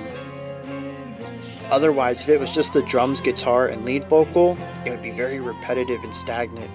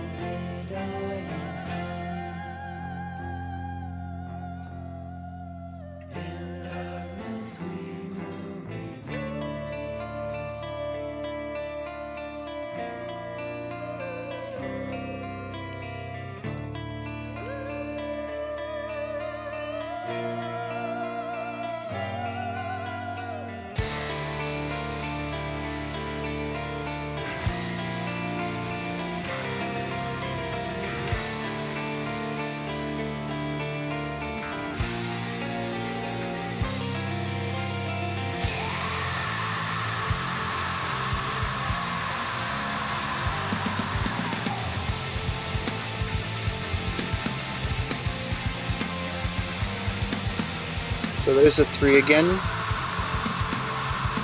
You can also feel a 4 in here. Get a little bit of hemiola action going on with some of the snare hits.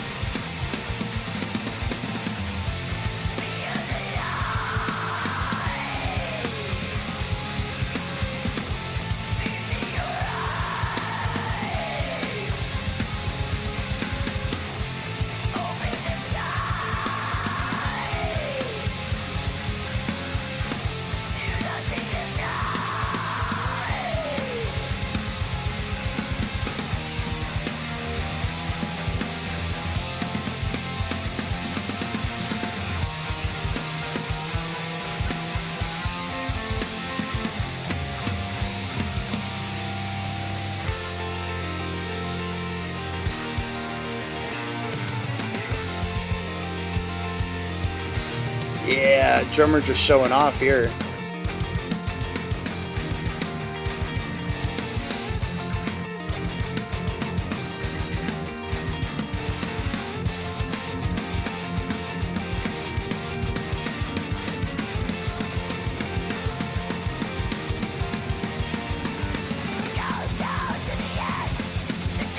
A nice way to ramp the intensity back up into this slowly, piecemeal.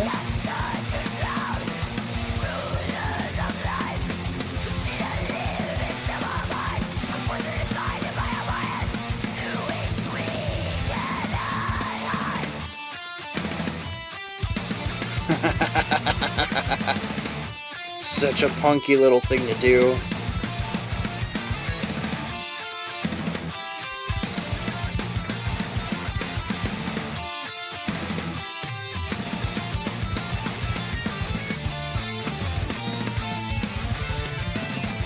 Yeah, the drummer, dude.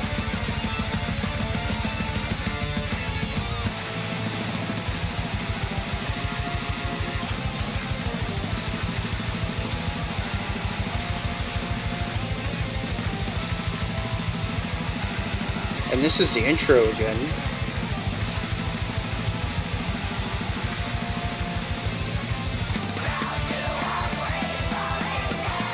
I remember this.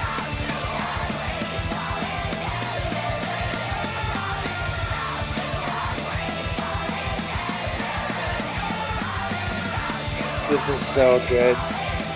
Oh, yeah.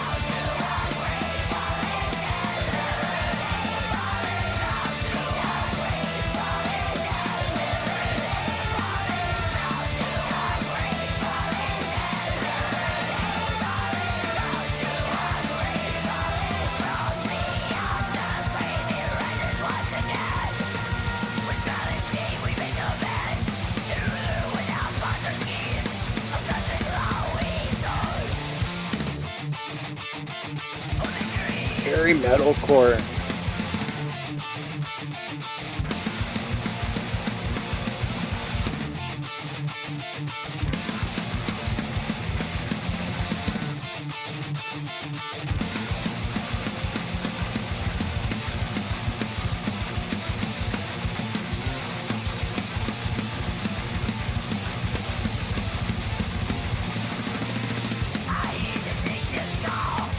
Oh, that was a real rough transition. Very bright, optimistic, happy and victorious.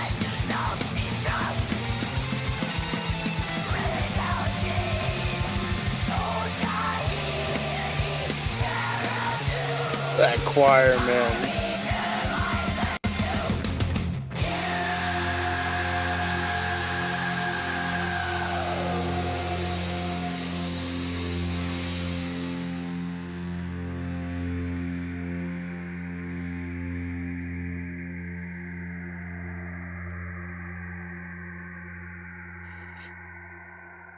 Oh, that was good.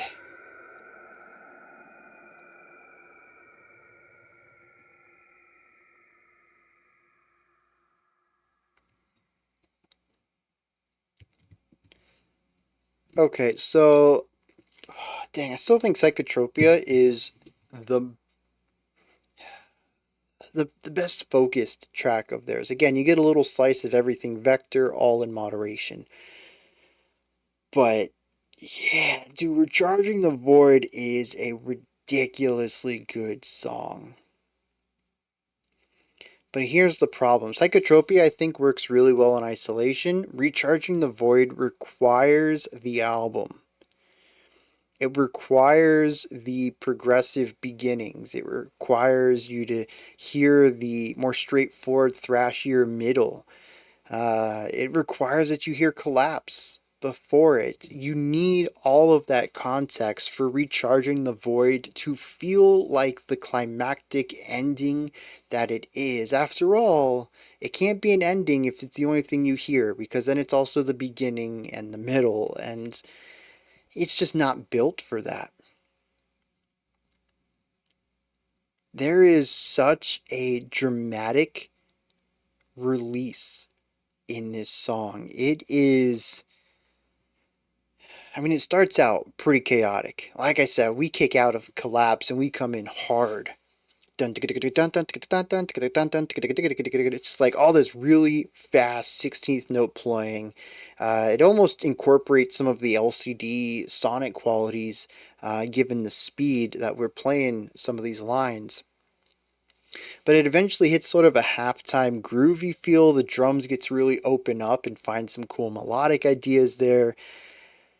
And then we hit that midsection. We get the cleans, we get the choir.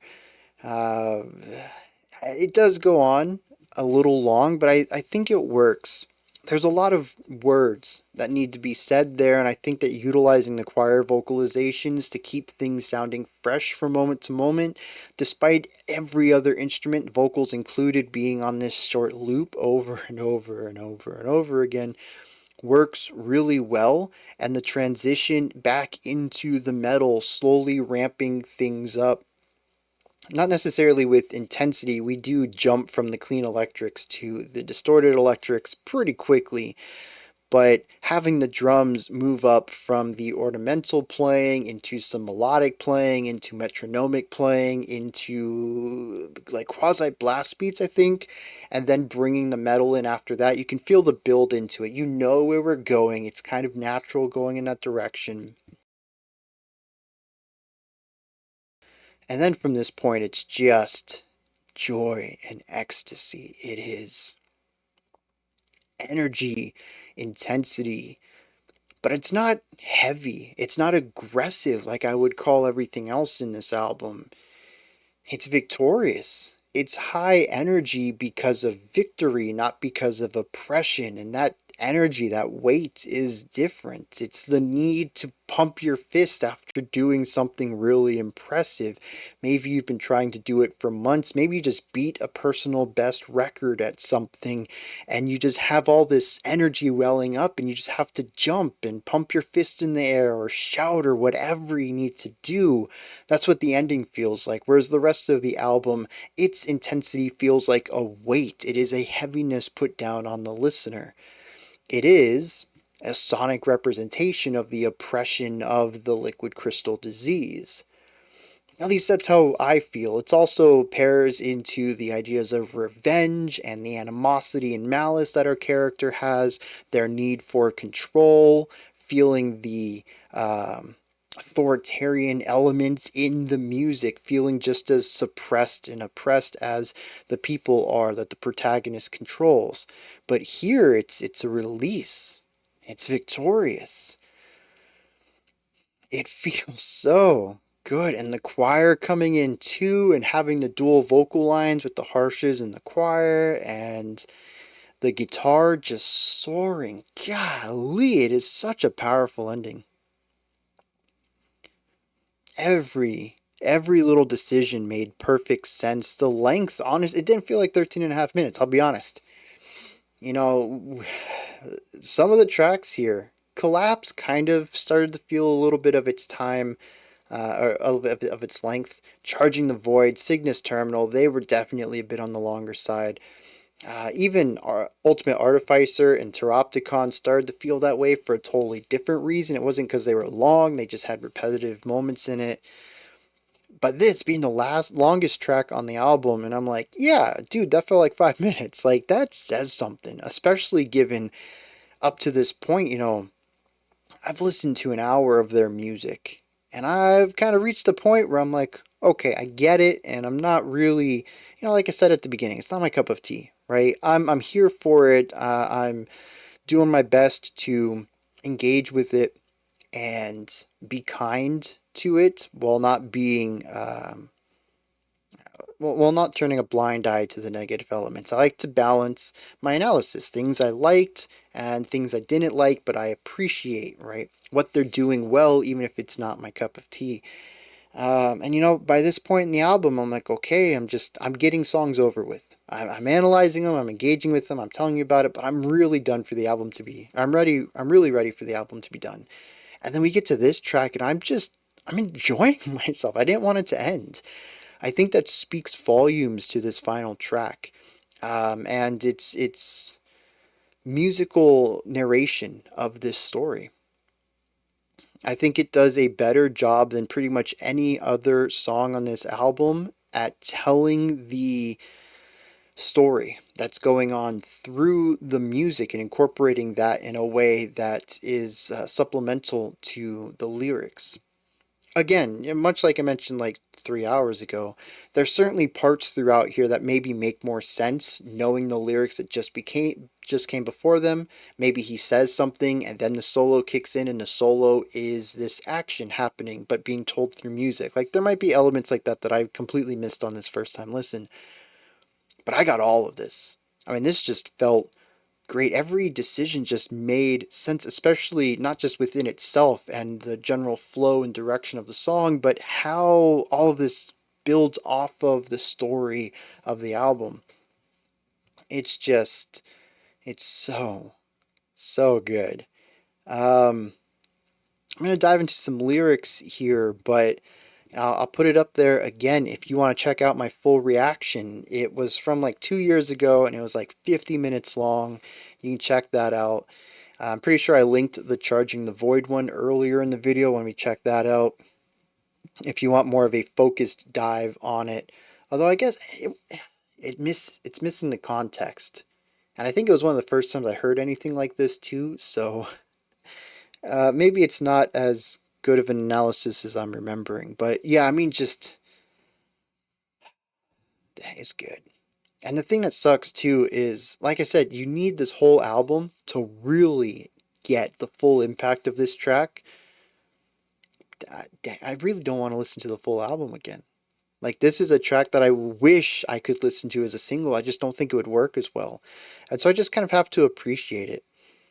It's like a film with a fantastic final act, but like really rough characterization going up to it. And the stories, it works, but some of the dialogue's weird, and cinematography, let's not talk about that. But dang, if those last 20 minutes don't hit, and it's like, I really want to experience that again, but do I want to sit through the whole movie?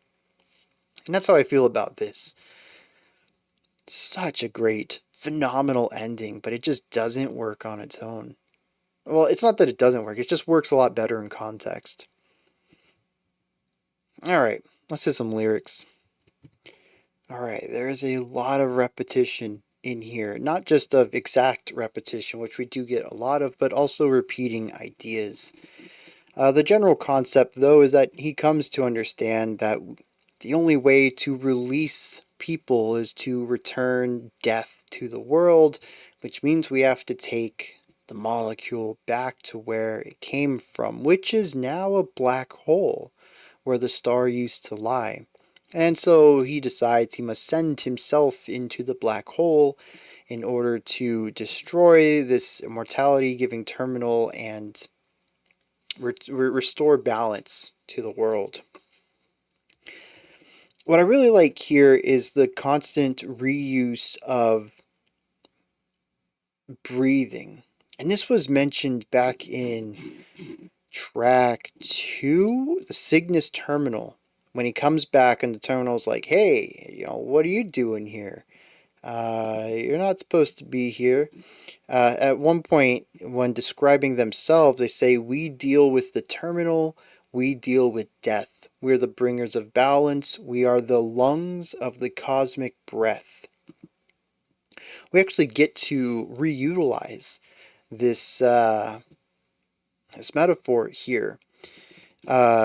Actually, right in the second stanza, talks about the window on his ship cracking and the air being sucked out from his lungs. But he mentions that he must recharge the void because each half of the cosmic breath is moved by a void with our lungs at capacity. And this is the idea that there's two halves to breathing. You can't just inhale forever. You have to eventually exhale. And so the parallel here is that you can't live forever. It's meaningless. You have to eventually die. You have to have that cosmic second part of, or the second part of the cosmic breath, so to speak. And I thought that was very cool. We get the name of the album in here. It says we've lived beyond our years, and now we hear our calling. We've outlived our pillars falling. I must return to all Shane to release our clutch, terminal redux. So redux means to redo or replace something. Terminal is the terminal itself, and we got to bring it back to where we got it from. Some other good lines in here. All the things we destroyed, but there is one thing left, bring balance through our death. Yeah, the idea that we have this imbalance in the world, and it makes things not worth living anymore. So we got to bring that balance back. We have to go back before, or to the place before man perverted it, before we staked our claim. I think it's interesting that he continues to use a group wording. It was our minds a few tracks back, and now it is before we staked our claim. Like, no, dude, this whole thing happened because of you. Stop spreading the guilt around. I think that's about it. I don't think there's anything else in here that really stood out to me.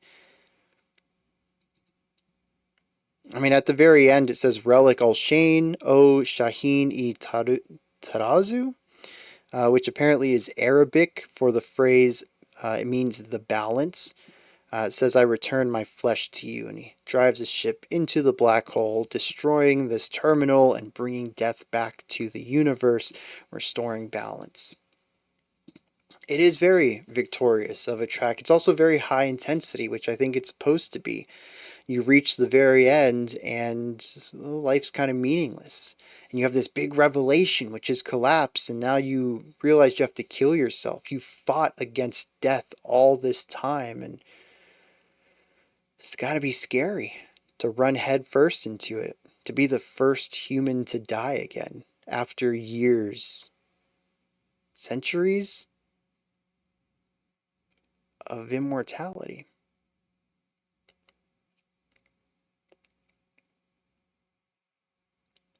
I think the intensity is supposed to be there, but it's also met with victory. There's an uplifting element here. It's the sacrifice to bring balance back. It's a small thing.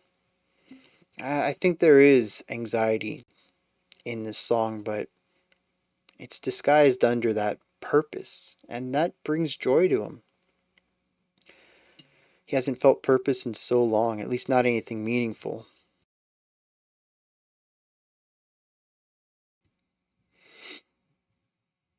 It's interesting.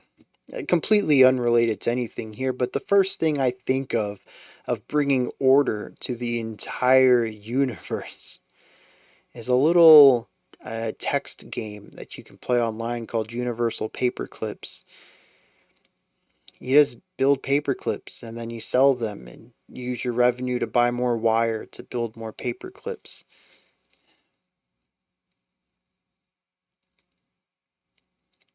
I'm just going to leave it at that. But it's the first thing I thought of reading these lyrics and understanding this entire story. And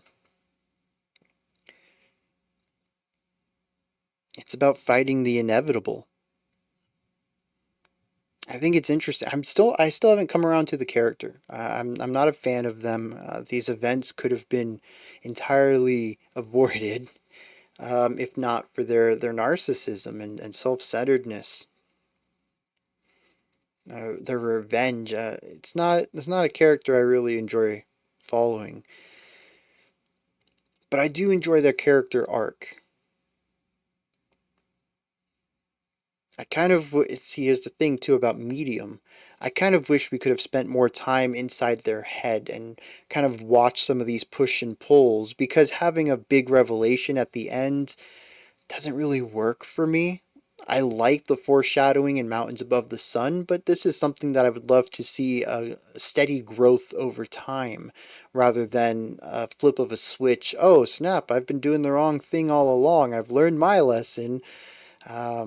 I prefer to see a gradual arc here, but it's just not something I think music has the luxury of doing. It's very short form. I mean, in a lot of senses, if we compare total words per work, this fits more along the lines of a short story or maybe a shorter novella. There's just not a lot of time for characterization there, especially when you're trying to tell a story that spans all of this. Um, so, sometimes the music can carry that weight. And like I said, track 4, I think, alludes to that a little bit in a way that I would have liked to see more of, but appreciate what it is. That little tinge of uncertainty inside the protagonist. This is a long video. Those are my thoughts.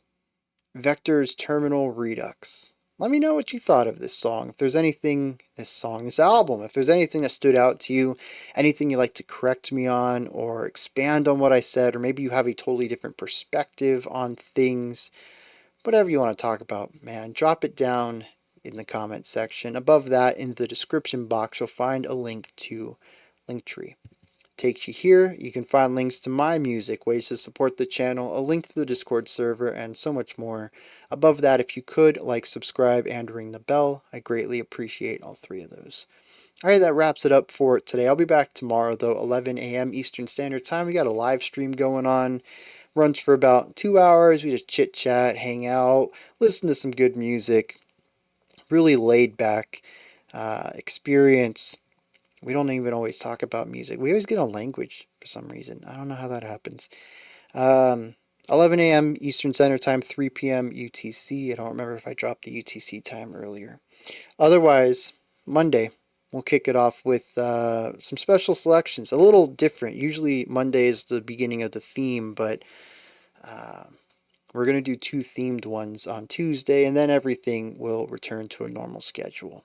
Alright, so until next time, remember to be critical, not cynical, of the music you listen to, and have a fantastic morning, afternoon, or evening, whenever you choose to watch my videos.